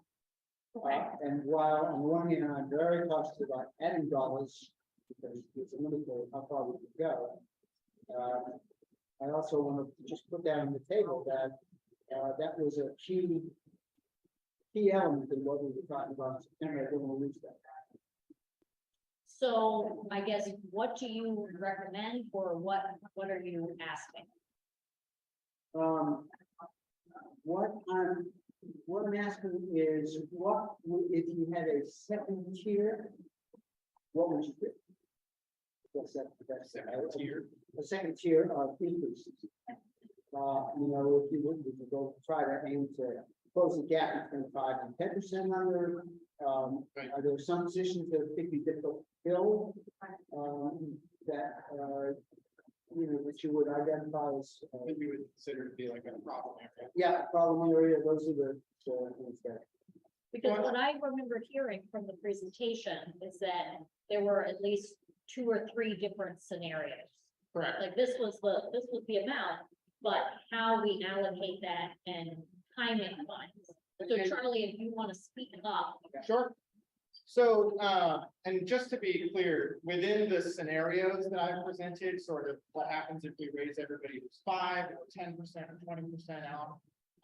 There's probably scenarios within those too, because the model is based on looking at each position and whether it's off on the market, but if we change those internally, it's gonna have a rippling effect to other positions of town. So the number we're asking you to authorize and think about is if you were to correct anybody who's more than 10% off and make some additional adjustments to make sure that no one falls behind, right? We do have within the model what it looks like if you take a hack at everybody who's even just 5% off. And we could go as Logan, I could create additional scenarios where you look at what happens if they're 2% off or 6% off or 8% off, depending on how granular you really want to get.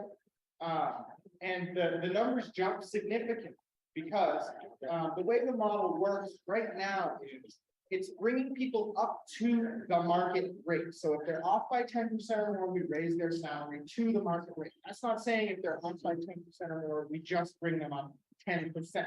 You know what I'm trying to say? Yeah, yeah. So essentially, the number can get really big. So if you look at 5%, I think it adds an additional 200,000 here because it implicates a number more positions and it has a greater ripple.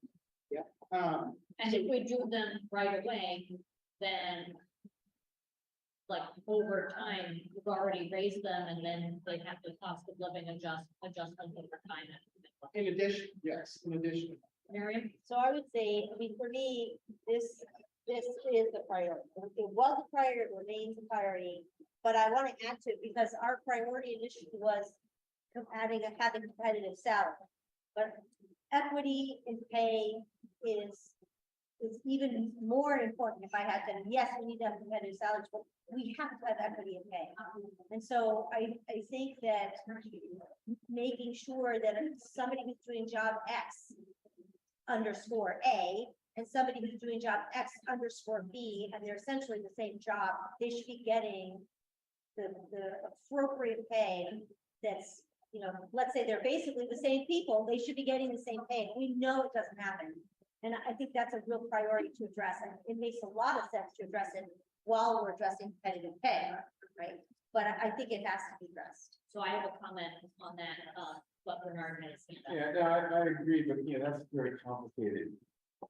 Yeah, but it issue just- because, yeah, which suggests, I think we really need that solid study to give us the type of, not just I agree. general background, but very specific background as to, you know, what are the differences, what are the different jobs, et cetera.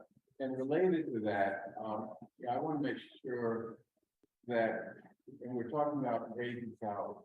Well, I want to make sure that we're comparing apples to apples. I mean, the issue of the 82% benefit payment, just a little piece. I mean, looking at the police budget, if you've got just popped out, or police benefit pops out, you really can't compare Cambridge and Brookline without going into a lot of detail as to what some of the differences in terms of a lot of things from education to are. So, you know, before we do anything about salary, I really think we need a lot more background. Maybe that's just me, but you know, I think that, no, you're right. And you know, it's me, it's the community, and that's more. So the total compensation package is what we should be looking at, Yeah. but, You guys salary, need to please pick, speak up. salary, Aim for the hour. salary is the first thing that somebody who's applying for a job looks at. But then you have to make the case that the total compensation package includes that. Really very sweet insurance situation. But just the same, what I'm interested in is recognizing that where, to me, we need address people who are more than 10% under the parity is not quite what I was hoping to see. And if we can afford to do more, I would like. So you're asking for us to address everything right away. No, I'm asking for, let's take a look at what John Expanding the number. Johnny just said about, let's take a look at a visual scenario beyond where they are.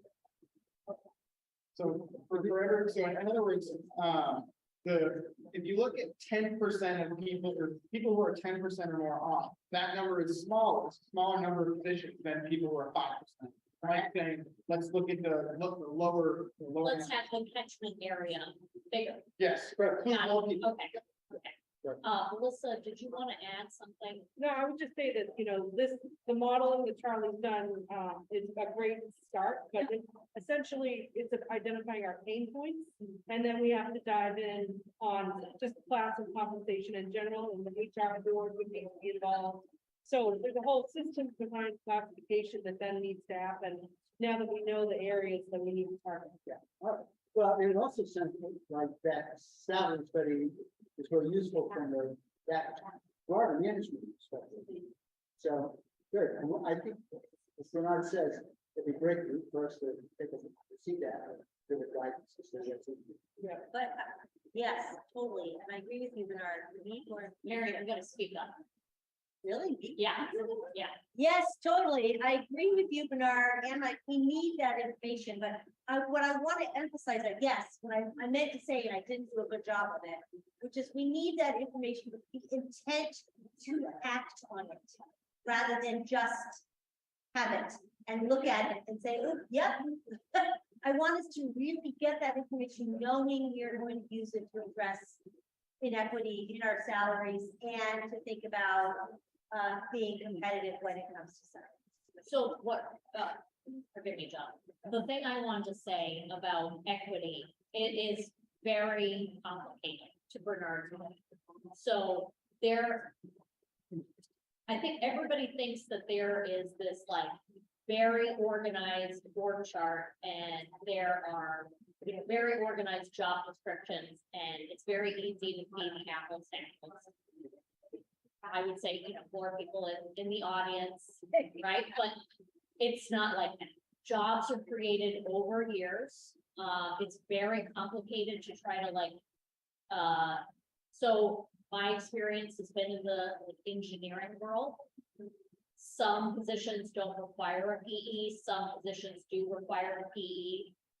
But the position that may not require a PE may have a lot of other managerial responsibilities on their plate and a lot of public interface, which you don't necessarily want a technical person doing that.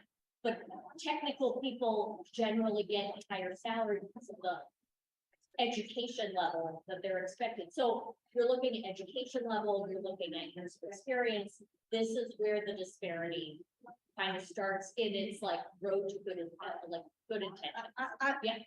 I've literally personally myself received an equity pay evaluation from Harvard last year. So I am intimately familiar with everything you're saying, yes. And what I'm saying is if we're going to do a salary study, we should do it understanding that that's the goal, because then we're going to want we're going to want to make sure we get things out of that salary study to help us then look at equity and pay. Because you're totally right. But I don't think that advocates us from, I still think we have to do it. It's hard, it's complicated, I still think we have to do it. Yes. And if we're gonna hire someone to do an equity study or a salary study, excuse me, we need to give them the direction that we are doing this because we, in the end, want to have the tools we need to evaluate equity and pay within the town program. Yeah, and this may bleed over into the conversation with the code of conduct, but we may need to create or envision a system where things are either appealed or reviewed by like a tribunal or something. Sure, I mean, that's exactly, my equity pay evaluation went to a panel. Okay, So I think that's, but I think we have to address it. John and then Bernard. Just to point out, it seems to me we're talking about two very different things. Number one thing is, do we have a problem in that our pay scales for certain positions are not competitive? And as a result, we're failing to make hires in a timely way of people with the talents to do the job. That's number one. Number two is the equity question, which I see as a completely separable question. And so let's be clear as to what we are actually aiming at here. And let's also be clear that it's very hard to define what is a comparable, when, you know, every community is different. Do we compare ourselves to Boston, or do we compare ourselves to Cambridge, or do we compare ourselves to Framingham? And then there's the question of what can we afford? And that's the one question I haven't, heard mentioned there. And I know we're talking about putting it into a possible override package, but if we're gonna put that into an override package, we're gonna have to sell it to people, some of them maybe haven't gotten a raise for years, and some of them may be out of work, and I think we always have to keep that in. All right. And I guess, following along with what John said, I mean, our audience is not us. But the audience of this study is not us, it's the community. And that's really critical. And, while we may think that, equity, for example, is a priority, we have to convince the community that may not be for reasons that John just mentioned, may not be as in tune to that. So, I mean, that's my concern, that, we make sure that we are not talking just to ourselves, but preparing for the community to understand. Mike, So the thing that I want, let's just set aside the equity question for a moment. The thing that most struck by is we're looking at $5 million, $5 or $6 million package in total, of which $400,000 is focused on that first priority. The top priority that we discussed in September. And to me, I think we skewed things in the wrong direction in that $5 million. And so that's why I would love to see the next column in Charlotte's. Because it doesn't sound right. Look, $200,000 of that $5 million package is not. It's not the kind of thing that throws the whole thing. Chaz? I would add to that, the kind of the top three all do have impacts. What we're really talking about the operating deficit is, if it fails to materialize, then this by necessity, we're going to or we're going to bring and that's a negative. Another positive impact on salary and competitiveness is the issue of the position. Because that too, I think, is not going to impact on. And as I mentioned, particularly public safety, police, figuring out where the money that used to come out of that come from to ensure that we pay rates. I agree with you that I think what we focused on here is that level of getting people up to a basket of competitors. I think, John, to your point about real competition here, Charles was giving more details of that. We did a lot of thinking who our couple communities are, and we did a lot of weighting too. In terms of are these positions really the same?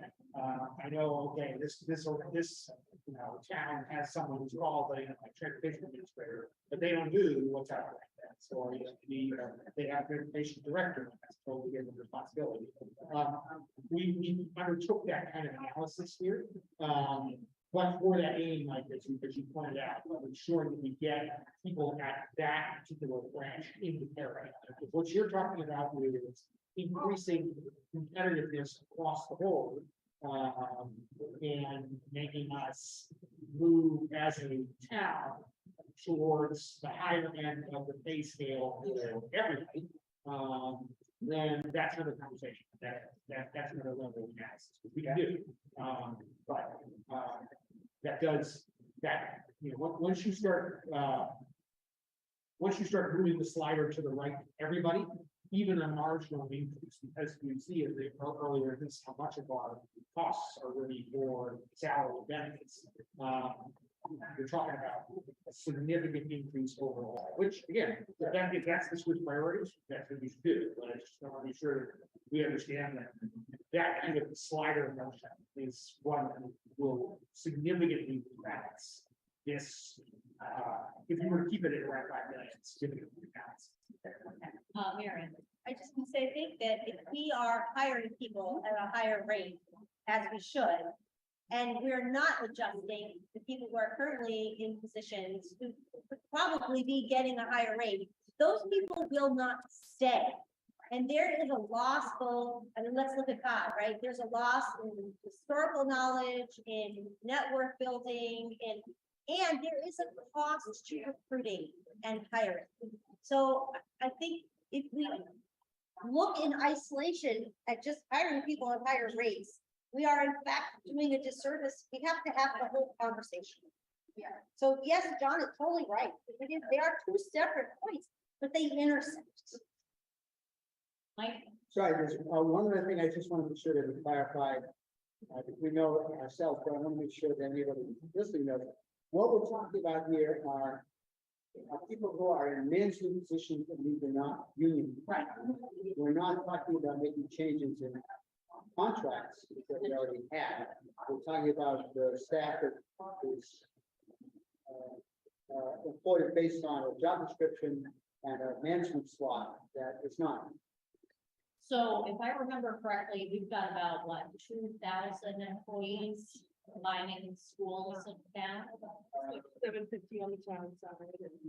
Yeah, it's about 2,000 on the school side, 1,200 on the school side.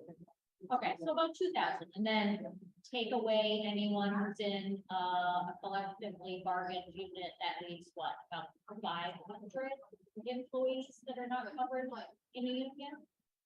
No, No, less than Yes. less than that. 200? No, you've got maybe. Okay,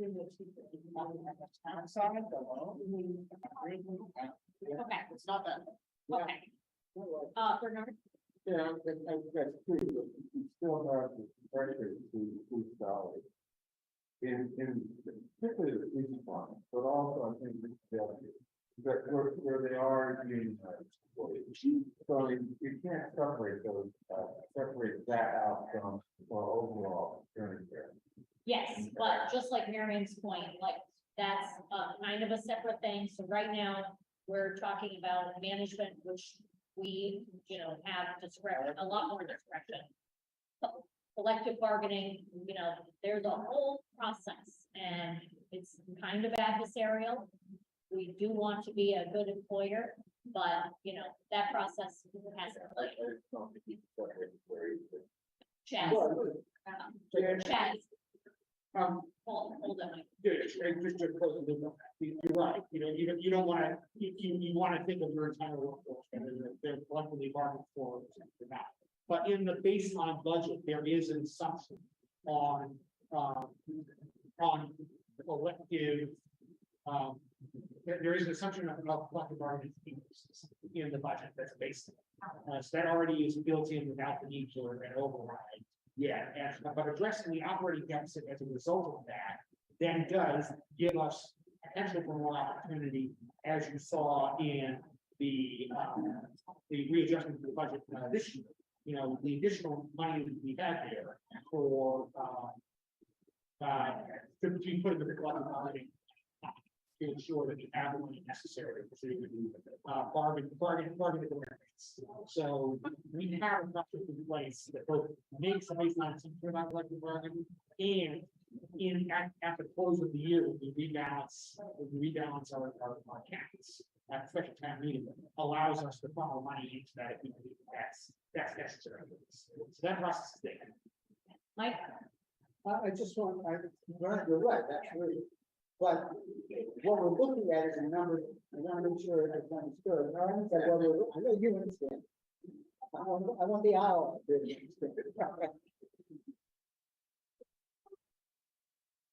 So, just a reminder to project and enunciate.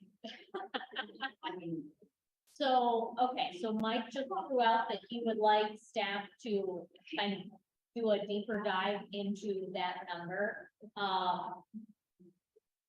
Anyone else, have anything, any other reaction? Let me just add a couple of clarifications. So, John, to your point about peer communities, we collected data on a number of communities. We actually pared it down to 7 that we've used in the past as comparators. And we could think about either broadening those or even looking at other peer groups. We could also look at each individual position, which right now we're comping very conservatively to positions we think that are really actually good comps in other communities, in our peer communities. We could broaden those. The number that we're giving you and the number we would give you for 5%, just for the clarity of this, for everybody listening, would be based on, taking a very conservative view on what's comp for a position and taking a very careful view of what's a peer community. You know what I mean? And again, we can broaden those and see if the numbers get bigger or smaller. We can play with that stuff. But just to give you an idea of where that 400,000 comes from now, it's, from a very narrow view that we think we feel more confident. I think, for my preference, I think fewer is better than, it can get very confusing. I think the more you just add and add. And add. Yeah, we should So probably. you can create bad data. I think, 5, 6, 7 covers probably what we need to cover. That's. Well, in some cases, we notice our peer communities don't, even though we picked a very good set of peer communities, some of them don't have the same position. Right. So again, in those cases, we've taken a conservative view. We didn't have a comp for a position. We're not making a direct recommendation. We might make a recommendation if its supervisor goes out that it may fall away. But we don't have a direct comp. We're not recommending a change. Yeah. So any other comments about the ranking or the amounts? What I will throw out there is it's been a while. I think 2008 might have been the last time where we kind of gave voters like an a la carte option. I think my preference is to include both priorities 1 and 2, but I would be amenable to a conversation where we break these down into, like priority 1 is like the operating override 1, priority 2 is the operating override number 2. And then the rec is priority, operating override priority number 3, like separate questions. Mike? So thinking about the recreation and say if I would look at the DPW, the second line of DPW down the bottom, rec. I would say, is there substance to swap those? And I recognize that that's a judgment, very much a judgment, but I'm thinking about what we've heard from town meeting, and what I've heard from the public regarding the rec programs. It's a very, it would be wonderful to be able to do this whole package. But if we're presenting priorities to the community by ranking them in terms of their choices, we're making a value judgment that I think we have to be very comfortable with. I don't want to say any more than that because honestly, it's not clear in my mind. Okay, Melissa had started to try to speak. No, and I think one of the things that when we were talking about this list is, this $1 million investment, what's the outcome we're looking here? And is this the right place to invest $1 million to get that out? It was driven by a Warren article, but, we talk about this with sustainability, if we're gonna spend $4.5 million on geothermal, is that the best way for our use of the money? So that's part of what we also wanted to tease out here too. John had his hand up, then Mary and then Bernard. I think if you were to look at this list and imagine yourself to be a voter, and which of these would you be most likely to vote for? I think probably, interestingly enough, not the number ones, with the exception of the DPW, Department of Public Health, and the building deferred maintenance. I think, people identify with, oh yeah, the condition of the buildings isn't what it should be. The condition of the streets isn't what it should be. We don't have a program for erosion control. We need to have that.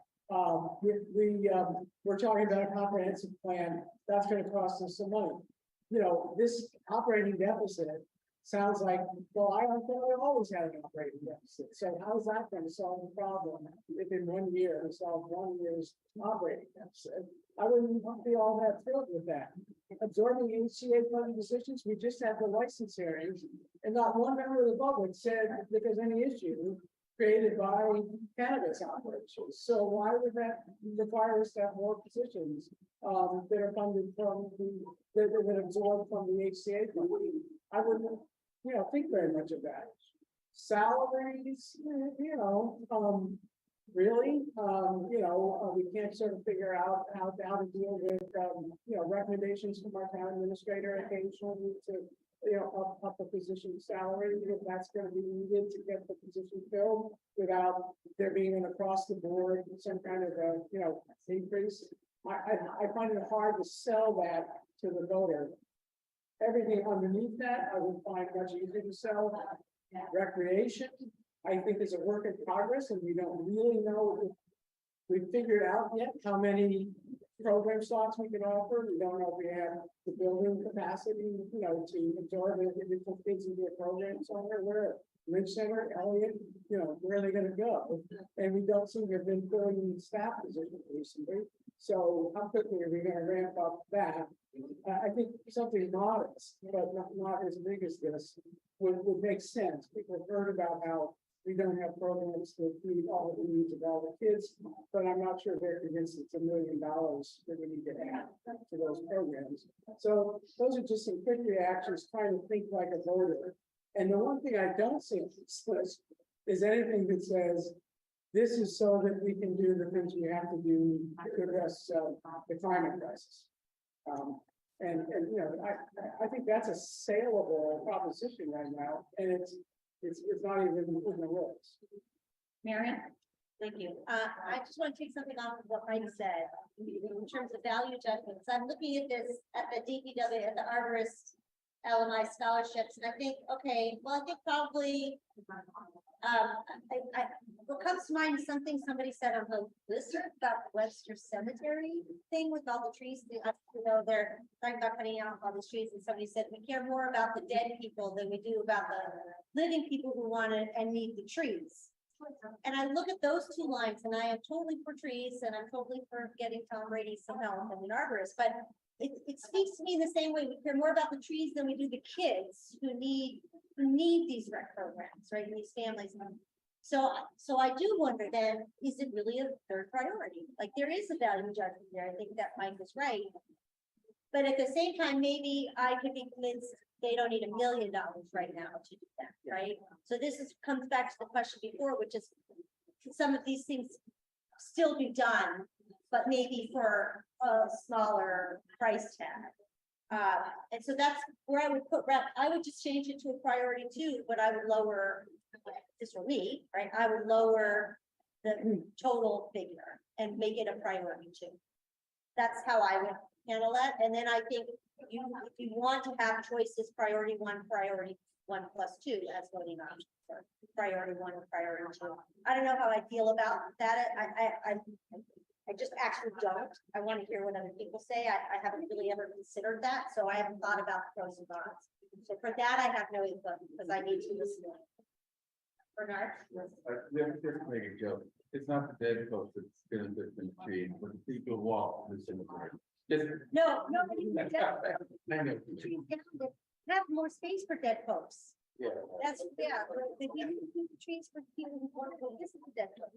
Anyway, my only question is already been raised, and that is how strong a number is $1 million for the recreation program. And my understanding is that the demand is not what was expected. Yeah. So, that number can't be put out in the public, unless, it's really a real number. There's something else on that. I guess this is a question. Long-term planning, doesn't that sort of, isn't that a necessary piece of some of the other priorities? I mean, in other words, I'm just thinking off the top of my head. For maybe, that's a long-term planning issue. And I guess my question is, you know, can we think about that as separate from the other? And that may be still other. Chaz, do you wanna say something? Because I definitely have some responses to what I heard. Yeah, just briefly, right, planning does have an impact on other departments, which is why I think that's important. But it is really about the capacity of the planning of the department to then set the frameworks by which the town adapts, changes, grows, or preserves the aspects of its operations. In order for us to move more strategically and less kind of piecemeal, in a meaningful way, to have the ability to kind of have multiple different studies operating at once, to have to be interacting with each other, and informing each other. That's really the aim of that line, is to ensure that the town can continue to develop itself in a way that makes sense for the town. I think that makes sense. I want to quickly talk about John's concern about the consequences. I think we all struggle with this, the question of where do we find money for the climate crisis that we need to find. The current position on this, which again, why this could change, is to go to the ARP committee first. Go to what? The ARP committee first before between this, to have that under the screen proposal submitted that includes not just things like the next the fleet, but also long-term planning. Rather than just saying where to buy 15 electric cars, I want that to be folded into, we're currently doing a feasibility study for where chargers are going to be included in town buildings. Right now, that is limited just kind of the area around this kind of campus. I want that to be town-wide. I want us to think about where, you know, fast charging stations go, what the opportunities for public use of those charging stations are. I want us to think about refitting town buildings. All of those are asks that are likely to come before that. So that's where we're going first. And we are a green community, which provides us access to some state resources. I expect that numbers to be increased with this new administration. A lot of the sustainability programs, I think, are grant fund eligible. So ARPA and then other programs that hopefully we will be able to access. But getting back to some of John's other points. So you can certainly look at this from the perspective of like John Q. Voter, right? Doesn't really attend town meeting, doesn't really, you know, understand what some of the operational hurdles traditionally are and whatnot. I'm looking at this as a select board member. And I think we need to put that first today, because we are the executive. And we've heard from town meeting on a number of issues, which is why I think the long-term planning number is accurate, because a lot of warrant articles have been driven trying to get us to allocate more resources to that department. Nobody, there is no constituency in town besides town employees who work for us, who live in town, that are going to be demanding that we pay competitively. So that's on us to make the case why that needs to be a top priority. And it does. It has so many ramifications, so many things in town. You want the best and brightest working here so that we, one, save money, because hopefully you're not doing things twice because they were done shoddily the first time. Or you're not funding additional positions because you're carrying a lot of dead weight. You want happy, healthy, smart employees working for you. And I think that that is something that is absolutely on the select board to tell the public, this is a priority. You need to trust us. Now, if they reject it, they reject it. Absorbing HCA funded positions, I'd like to understand a little bit more about that, because I do believe, you know, I've been on the board long enough, I've seen the height of the marijuana crisis.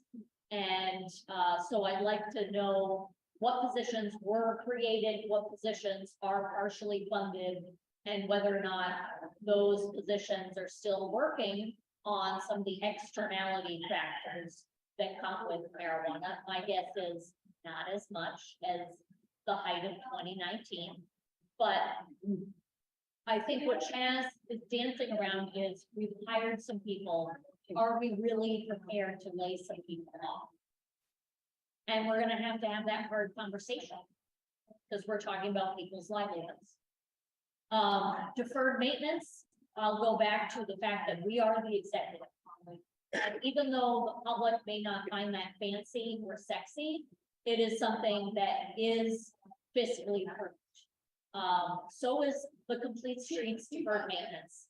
Now, the arborist ongoing green management, I think we have an opportunity to talk about that as a sustainability initiative.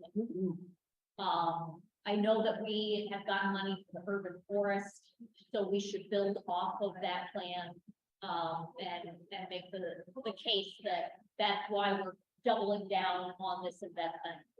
The LMI scholarships, the reason I want this to be a separate ballot question is because, okay, if I am going back to being a voter and not a select board member, I view the difference between town, state, and federal. The town has obligations to pick up your trash, to educate your children, to repair the roads. And then a few other things. The scholarships for the rec, my opinion, and we can agree to disagree, is a nice to have. Now, if the voters want their taxes to go up to fund that program, we will stand behind that 100%. But I personally don't feel like it is the same level of responsibility that we have as a town to fix the roads and to do what needs to be done to make sure that we have the proper staff in place.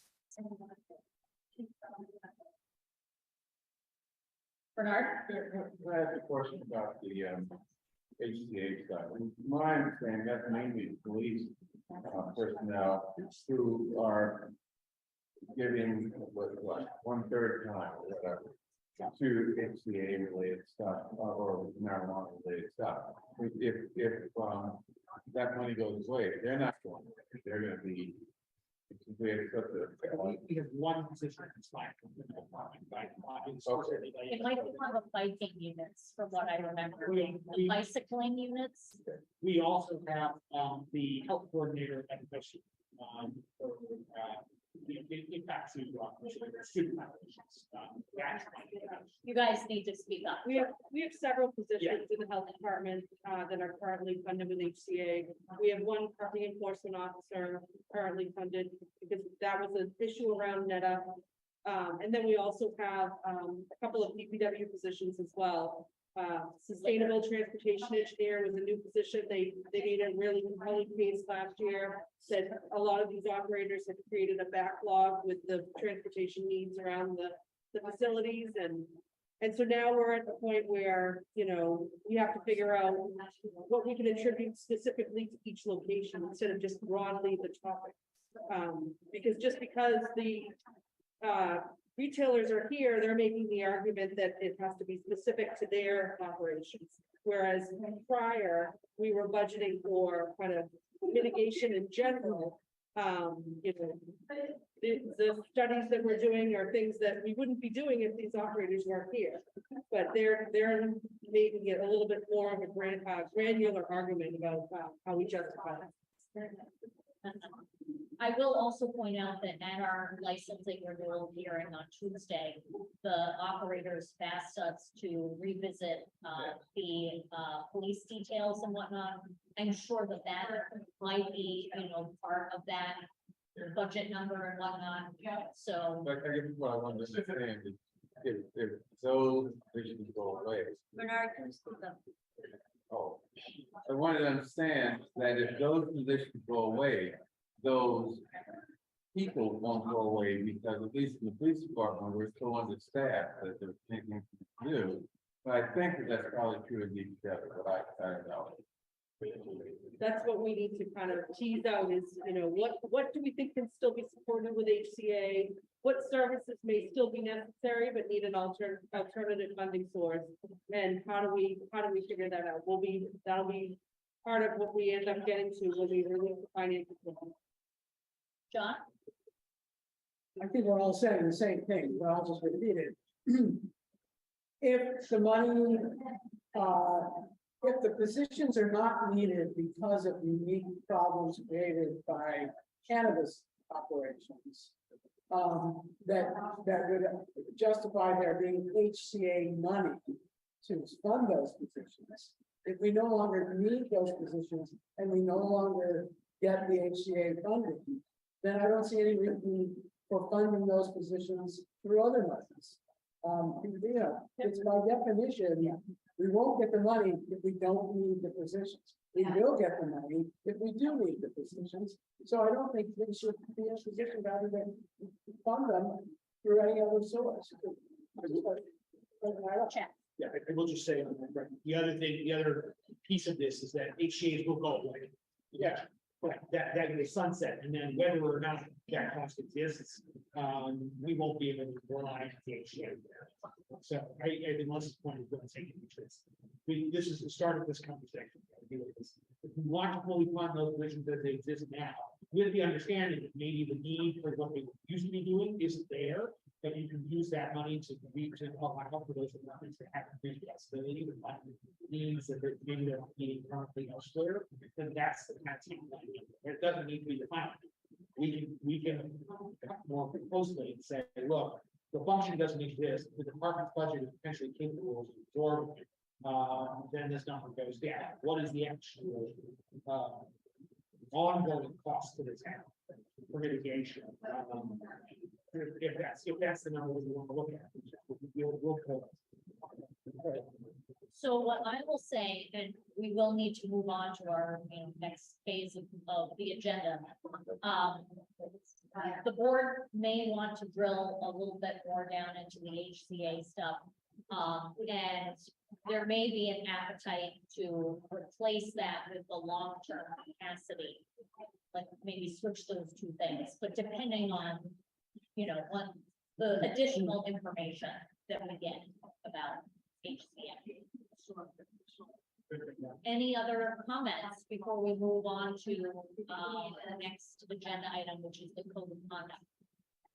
Chance. May I just summarize the kind of asks the staff, so that we're on the same page. We would like the additional information about the salary study, the backup information there. The additional options, including a 5% plus a 10% baseline, and the possibility of increasing wages across the board.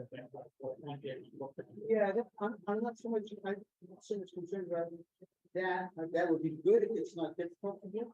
I don't want you to have to reconstruct the whole package, but it sounds like the 5% thing is just a matter of slogging in another box. Yeah, I mean, we already have the pipes.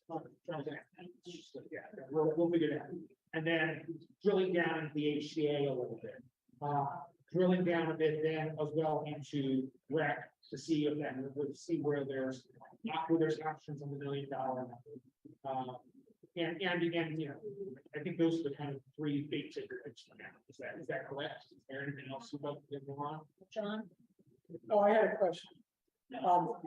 Is the plan that this will be a pick and choose menu on the ballot? Right now, On the amount? right now, the thought is that we would have one operating line. And we'd have a run, And all of it is encompassed. But it's your choice. It's your decision. Yeah, we don't have to make that decision later. I only into the assumption that you would put town school operating override, a single line. And then the explanation would be here are all the things, and there's the first, so that, there are pros and cons to that. Yeah. And but you can choose, that means something like it was, if not, but if it all falls, then obviously, a very serious problem. For example, we lose that. For me, my decision is gonna really hinge on like that $1 million for rec. It's the highest percentage, 20%, and it's our third priority. If it stays kind of at that level. I really think it behooves us to put it as a separate question. I'm just uncomfortable putting it in the whole thing. But if we get it down and the other numbers kind of increase, I could get up for it. I could get on board with that. too. Thank you, Mary Ann. Bernard? Yeah, I'd like to, focus on the $250,000 for the HCA stuff again. Okay. You know, if we're absorbing that, where is the money coming from? I think that's an important question because with respect to the police budget, it comes out of overtime. Is that true also of HCA? So it's not as if this is a new cost. It's just cost that's been shifted from overtime to absorbing, you know, this To a position. different clinic, is what you're saying. Or to, yeah. So I mean, yeah, if that's also true in DPW or another department, and that brings that. Or Well, break it down. we've asked Chance to get the staff to drill into those two items. Yeah. And we will have another discussion where we review that information and maybe we talk about. Now that we've got that information, do we bundle the question? Or do we have kind of an a la carte operating? So to be continued. Thank you very much for your work on this. We're in much better shape than we were for the 2017 Oh, no kidding. Mike and I still have PTSD. Oh, jeez. Yeah. Okay, so let's move into the code of conduct. Miriam, do you Yes. want Anne to present or are you? Well, Anne, are you on? Say that again. She's voting.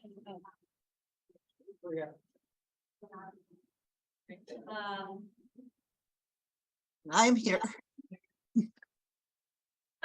Hi, Anne. Oh, you have your own fireplace there. So, I do, with some fuzzy socks. this, it'd be helpful if people had the full conduct in front of them.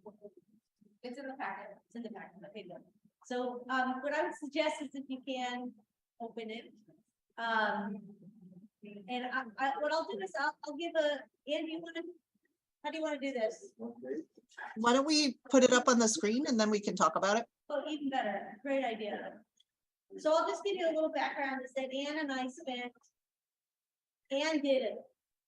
Absolute bang out job, did tons and tons of research and provided us with no less than a dozen examples of code of conducts from other municipalities, including Newton, for professional associations, for municipal associations.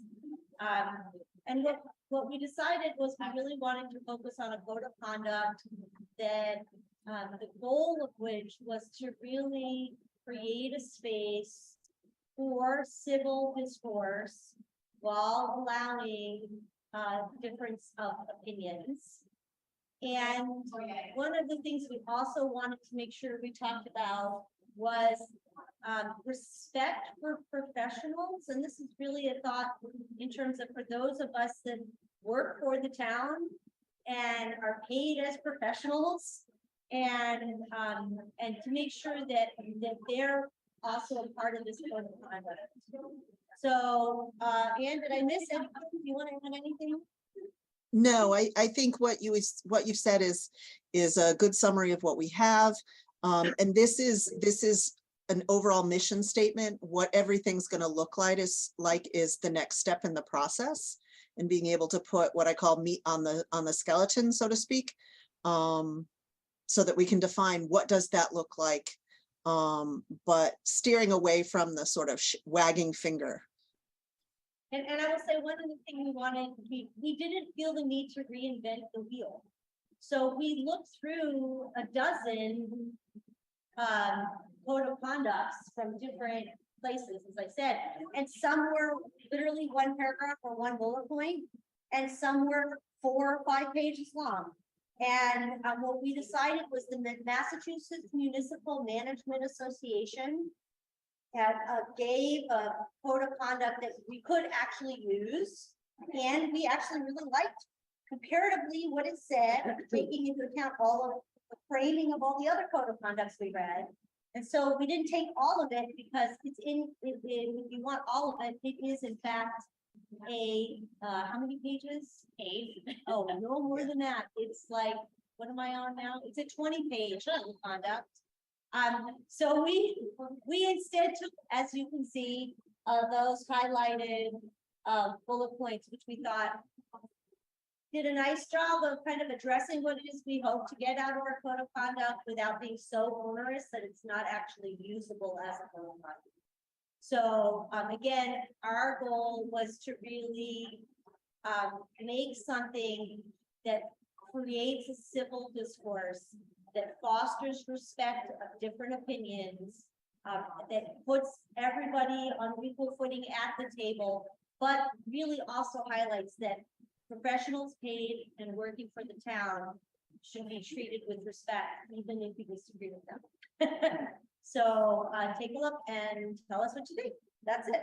Again, we didn't write any of this. This is all lifted from the Massachusetts Municipal Association. So I won't take it personally. The only bullet point, I think Can you that, just look at me? I'm sorry. I know you have to look and, I have to remember what's in there. yeah, No, sit down, sit down. There you go. Okay. The only bullet point that I think, warrants some discussion is the second one with respect to disrespectful language. That's a term that could be very broadly construed, and I think that it can have the impact or have the consequence, have the effect of stifling discussion that could that maybe needs to be other than. I hear you. Well, that's the dumbest to my So Not ready to be nice? would you be more comfortable if we just, because I have to say, I don't think I'd be fine if we just struck the word disrespectful. Well, I think that's an important word, and maybe, I don't know. How to do it. Maybe just Yes. striking the disrespectful, because it's not, we're really talking about abusive and threatening. Right, well, so abusive and threatening manner is still there, Chaz. I think from a staff perspective, I think it's important for me to have something in there akin to disrespectful, because abusive and threatening is at another level. Like, abusive and threatening is, I throw you out of town hall. But one of my big concerns, and I think what I hear from department heads is that there's a level sometimes of even unintentional disrespect of staff's roles, responsibilities, their time. And again, I certainly don't think this is true as a rule, but I think one or two negative experiences from staff really does color their perception of how they see the broader community. If someone comes up to them and says, hey, I need you to do this for me, and it's not part of the job description, and they wouldn't ordinarily do it, but there's that expectation. That is a decision, that's an action that is disrespectful to staff. And staff sometimes feels like they can't say no. Whereas, so I think what might be helpful here is something that Ann said, which is, this is an opening statement, and then we have to meet on the bones to really define what that means. It is not having a heightened disagreement on the merits of something. It's not saying, I think your idea is foolish, here's why. Like, that's heightened language, that's, you can get into something like that. But it's not something like, do you know who I am? Like, I'm entitled to make answers. And maybe what we do is on Marion, that is focus on abusive and threatening, and then maybe a separate bullet talk about disrespectful. That goes into more detail of what we're really talking about. Yeah, And what you said in regards to how people respond to staff, that's really important. Yeah. Right. It doesn't I look like- Why we put that as a separate bullet at the bottom. Yeah. We were very clear about that. Yeah, because I'm growing very uncomfortable and very protective of staff and their time when town meeting members especially will kind of, call them, email them, expect them to drop what they're doing to focus on their work article. And we need to provide some guidance to not only staff, but the expectations of the public and town meeting members on what they can expect from staff. Reasonable expectations. Yeah, I think that was, that goes both ways, right? There is, staff want to be helpful, staff should be. Yeah. We provide a service of that, so it's not us saying, we're rolling out the road flag, you can't talk to us. No, I really want us to, I want us to have meaningful guidance, both ends, so that staff understands what a reasonable request is. And it doesn't just say, well, that's not my job, I'm not doing it. I want them to respond to those requests. So can I just, so what I'm hearing is two separate bullet points, one that specifically addresses disrespectful behavior, and one and then take disrespectful out of that other one and keep everything else. And you could even put the disrespectful piece into the fourth bullet. It's the, Fourth bullet. It actually goes. instead of, so that's, okay, instead of creating a whole new bullet point here. Treat all members of staff in the public respect and find, well, So I think part of the conversation is also around focusing on the issue at hand and not the people involved. Like if the issue is changing use of the golf course, right? You focus on that, but not get into personal attacks, personal vitriol, similar to the comments that are made at the beginning of public comment. Mike? So along the lines of what we were talking about in that fourth bullet, treat all staff as professionals and respect their different experience and dignity of each individual. I think the other, and even something on the order of responsibilities or time constraints or something of that sort is really what we're getting at when we pick up on what Heather is saying. Because I think that's what the folks typically run into. Somebody, they can ask you a question, it can be a perfectly reasonable question, but if you can't give them the answer in 5 minutes, you've got other things to do. Yeah.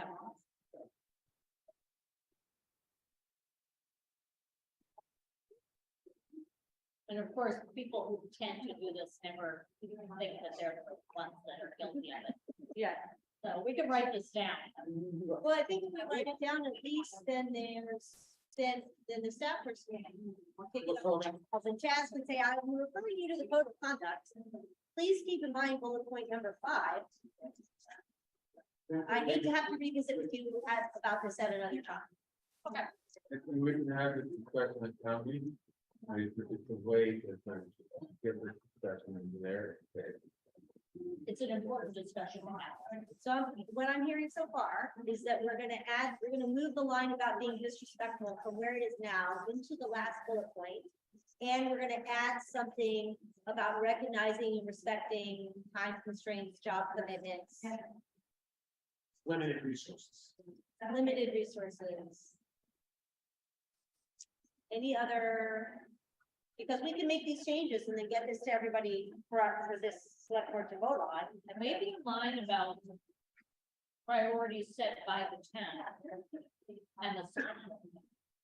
Because I think part of the frustration is that town meeting members expect staff to kind of do a lot of work on a warrant article, but the select board may not even be supportive of. And so now we have town staff actively working against what the select board priorities are. Still in that same last bullet point, I think that fits. Yeah, okay. Anything else? I mean, I like to think we tried very hard to, Excellent job. Yeah, I have to say, I was proud of it. I felt very good about it when we were done. Like, it's not too encumbering, but it is a tool by which to push back some of the behaviors that we are seeing. Yeah. How about the idea of including? the Oh, fifth sorry. bullet? Oh, sorry. No, I Do anything. respect it. It's no hard. Okay, what are they? How about the idea If that the fifth bullet, comply with conflict of interest law. I think Regarding complying with conflict of interest rules and regulations. Would it be appropriate to put in there and get the required training? For that, because conflict of interest is so vague for many people. So I will tell you, we did talk about that. Some of the code of conducts did have pieces, whole pieces, some of them quite large, on conflict of interest. My personal feeling, and we can put it to the rest of the board, is this code of conduct is not the place for that. Okay, to me, this code of conduct, in my mind, again, is really about how, not even us, I actually think for us, for the select board, even though we have lots of really different opinions, 90% of the time, we play well together in the sandbox, right? But I think we've all seen some behaviors outside of this that don't represent the town very well. So to me, I think the conflict of interest becomes legal, separate. That's Joe's category a little bit. I mean, if we want to, we can put it in here, but Ann, I talked about it, and frankly, we didn't want to put it in there. It adds a whole layer. I don't want to have to. So why don't we take out the fifth bullet? There is no fifth bullet.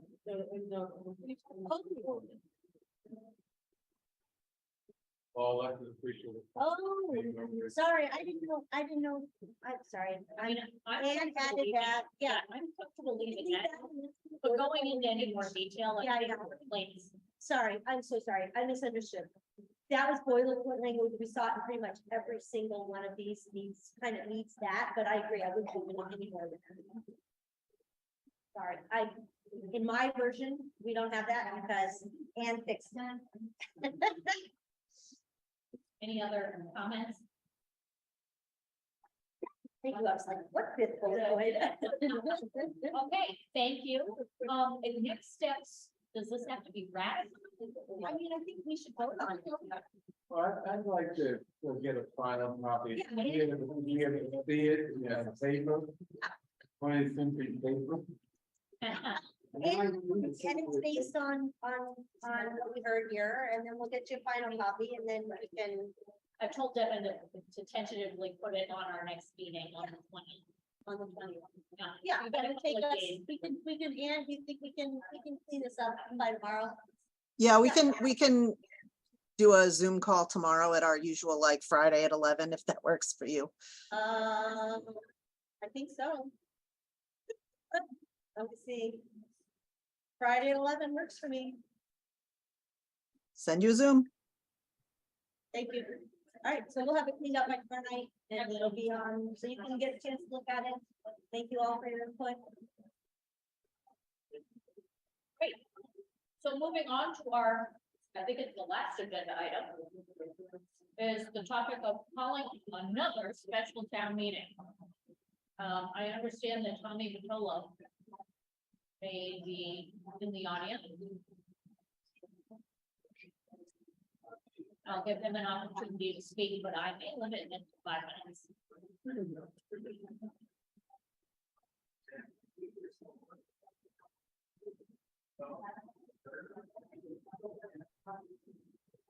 Representative Vitolo, how good to see you. How we doing? There we go. So I'm gonna give you 5 minutes to talk about the special town meeting. Sure. I'm getting a lot of feedback. I don't know if there's, I don't know. if it's just- We're in a restaurant. I see. My name is Tommy Vitolo. I am Brookline's state representative. And I'm going to talk for just a minute or two about an opportunity Brookline has to make the next step in some efforts that Brookline has been working on for quite some time. As I know you recall, in the fall of 2019, Brookline passed a fossil fuel-free warrant article for new construction and major renovation. And although the Attorney General ruled that that article was inconsistent with 3 different parts of state law, the town is able at this time to move forward on that because the legislature changed the law. Specifically, we created a municipal opt-in specialized stretch energy code that individual communities can, by vote of town meeting or city council, opt into in the same way that Brookline opted into the stretch energy code more than 10 years ago. Doing so will result in new construction and major renovations being built to a higher standard with respect to energy and emissions.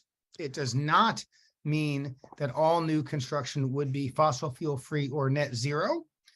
Some would be, and others would choose a route that, although still uses fossil fuels, would be on an even more energy efficient building, and a building designed to be converted to fossil fuel later. The reason to do this now and not to wait until May is as follows. If we wait until May, it is very difficult, if not impossible, for us to allow this code to go into effect July 1st, 2023. And if it does not go into effect on July 1st, 2023, it can only go into effect as early as January 1, 2024. That 6-month gap is, no matter how you slice it, 6 months of buildings not being built to the strongest standard that state law would allow, and the standard that clearly our community is interested in, since after all, it was our warrant article, which was the predecessor for the law in the first place. And the specialized stretch energy code is not even as aggressive as the bylaw that town meeting passed in 2019 that ultimately was not permitted to go into effect. So that is the reason to do it now. If we don't do it now, if we wait until May, it cannot go into effect on July 1. That's the risk. Doing a town meeting in April for a town meeting in May doesn't make a whole lot of sense. In fact, doing it immediately and moving on seems to make a whole lot more sense. It also gives the development community, builders, architects, engineers, and so forth, the maximum amount of time to design buildings that do comply with the specialized stretch energy code if town meeting does indeed decide to adopt it.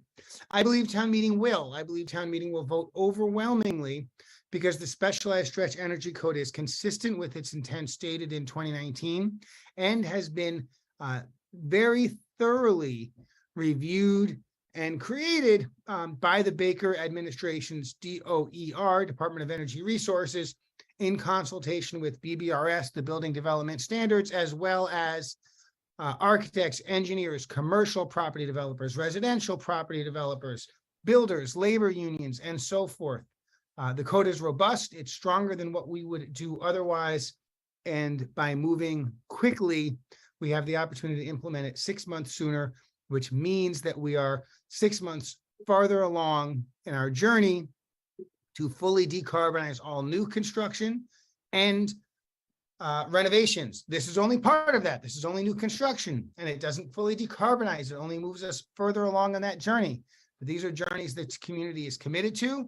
The tool is ready to go, and there's simply no reason to delay. So I encourage this board to call for a special town meeting with a warrant article calling for the adoption of the specialized stretch energy code. The language for that warrant article has been provided by DOER, so it's ready to go. And I believe it likely that the select board and moderator would agree it appropriate to meet via fully virtual town meeting rather than in person, and that we could get this work done quickly and efficiently, both with respect to the amount of time in town meeting and the amount of staff time necessary to get us there. So I encourage the board to go that route. Happy to answer any questions. Thank you so much. We were only 5 seconds short of your 5 minutes. Oh, got it. So we got a heads up since Tommy had briefed us in public comment at our meeting. Any questions, Bernard? You look Yeah, I like just wanted to make a note that having it, for example, January 10 town meeting doesn't give the 6-month notice that is actually required. And the notice is actually going to be, and maybe the question is, what is the notice that we're giving? Is it the vote of the select board? And is that all that has to be done in 2022 in order to give that 6-month notice? So that's a great question. I spoke with DOER about this and raised exactly this, and they agreed that the select board putting the article on the warrant, which is a public statement, would count as part of that 6-month period. And it's actually a very small part of the 6-month period, right? If we vote on January 10th, we're talking about a 5-month and 21-day warning as opposed to a 6-month warning. DOER has indicated to me that they're perfectly comfortable with that as providing sufficient notice to the development community of this potential change. Chance? Yeah, that's right. Yeah, the 6 months, the 6 months is guidance. It's, DOER says 2 things about that. They say they prefer you to start at a regular date, which is either July or December or January, and they would prefer you to give 6 months notice. It doesn't necessarily mean that you get it passed by town meeting. So there's guidance. John, did you have a question? Yes. And I'll follow up. Representative Vitale, people may have heard of a 10 community pilot program. Can you explain how this dovetails with that? You bet. That's a great question. As you know, one consequence of a Brookline home rule petition filed about 2 years ago is that the most recent climate bill passed by the House and Senate in 2022 and eventually signed into law by the governor calls for a 10 municipalities to test an even further advancement down the road of fossil fuel free. And I fully expect that Brookline, who has been named as one of those 10 communities, will participate. I expect that the regulations put forth by this so-called 10 towns rule will be even more stringent, but they will not be ready to go by July 1, 2023. And so this, again, is the next step. It is not the final step, but this step will make us taking the subsequent step a little bit easier. We'll already be moving in that direction. Thank you. Mike? So I think I know the answer to this question. But if we make a statement on behalf of the select board by putting this on, say we're going to put this on a warrant, if we said, well, we're going to put it on the May warrant, the statement would still be done in 2022. But my assumption is that then DOER would say, well, wait a minute, that's not, we're not quite so comfortable with that. But I just want to make sure that we're calling the special meeting because we really do that.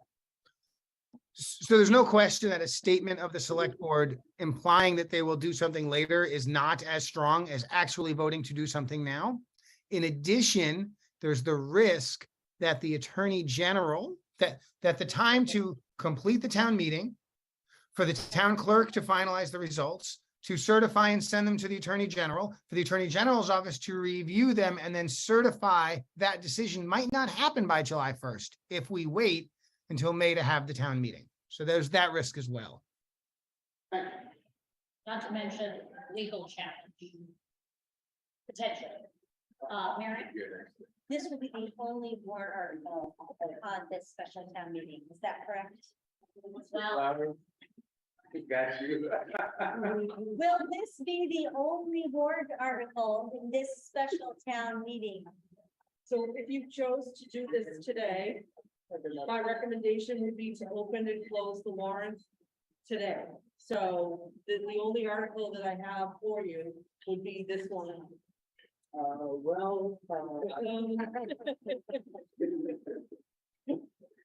Surprise. Yeah, Mike, somebody tell me what's going on, please.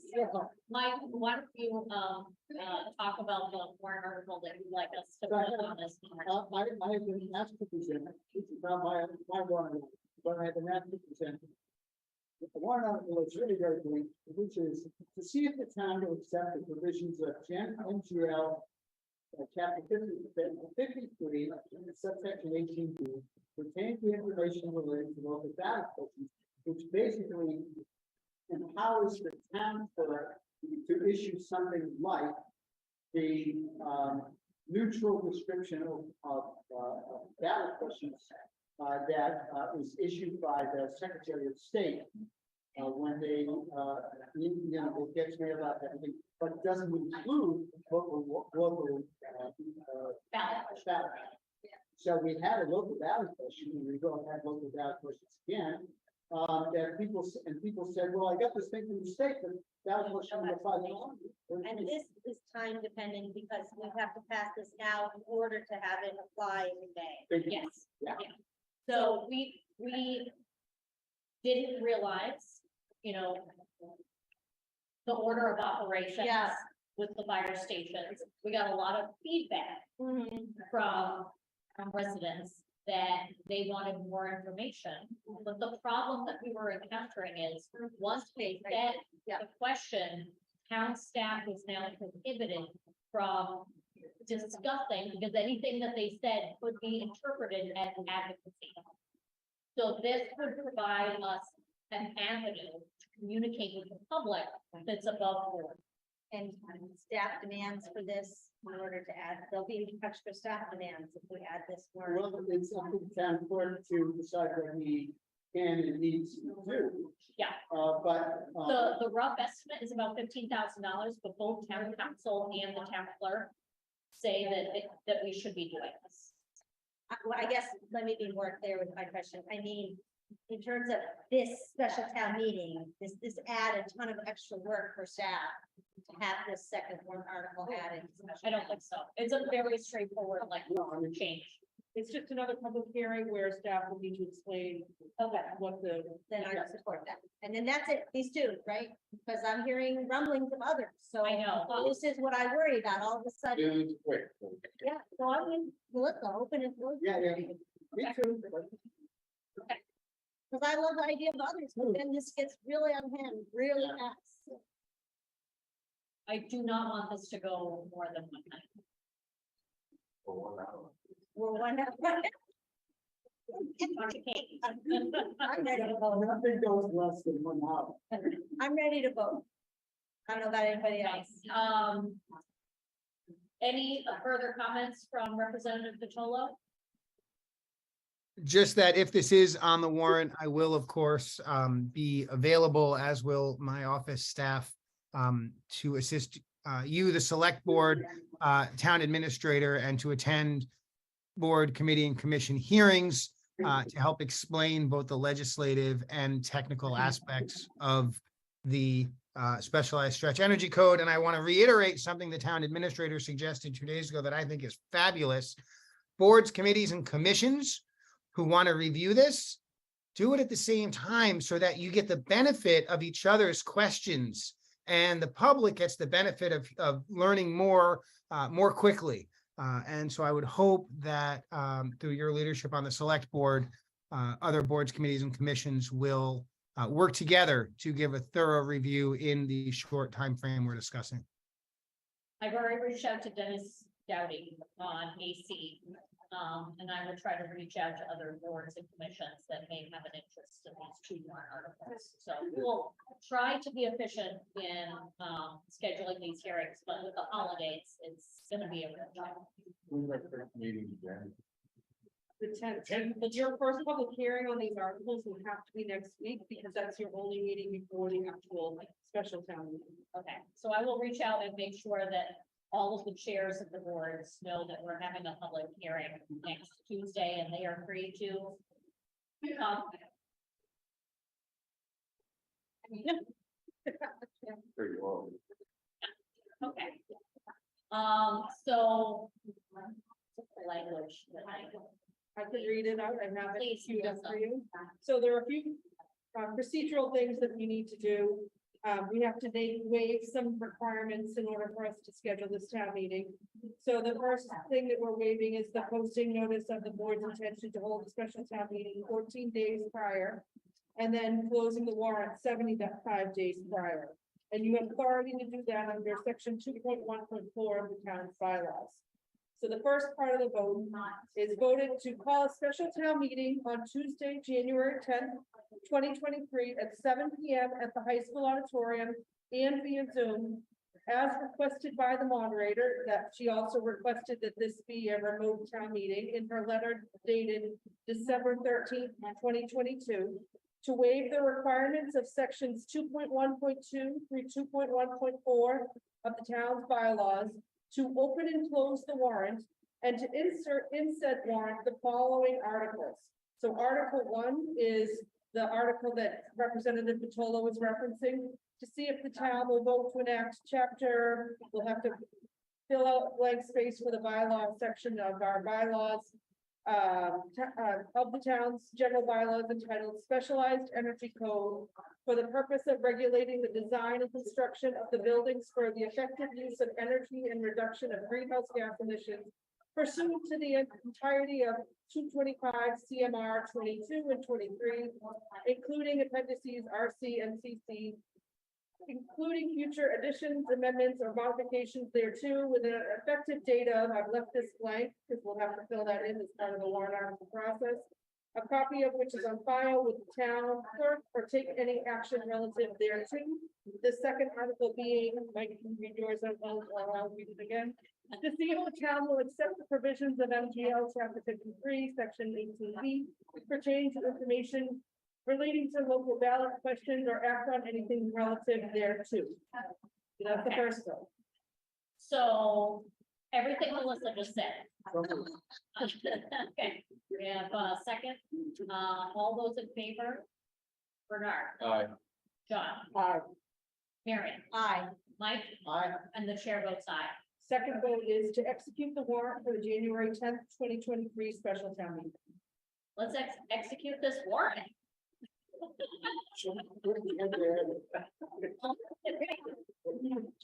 Bernard, Aye. John, Aye. Marion, Aye. Mike, Aye. and the chair votes aye. All right. Wait, now we close the warrant? Oh, we're not. Okay, is that the extent of our agenda? Okay, so that has been our budget summit Yay. and then some. Thank you very much, Representative Vitolo, for making yourself available.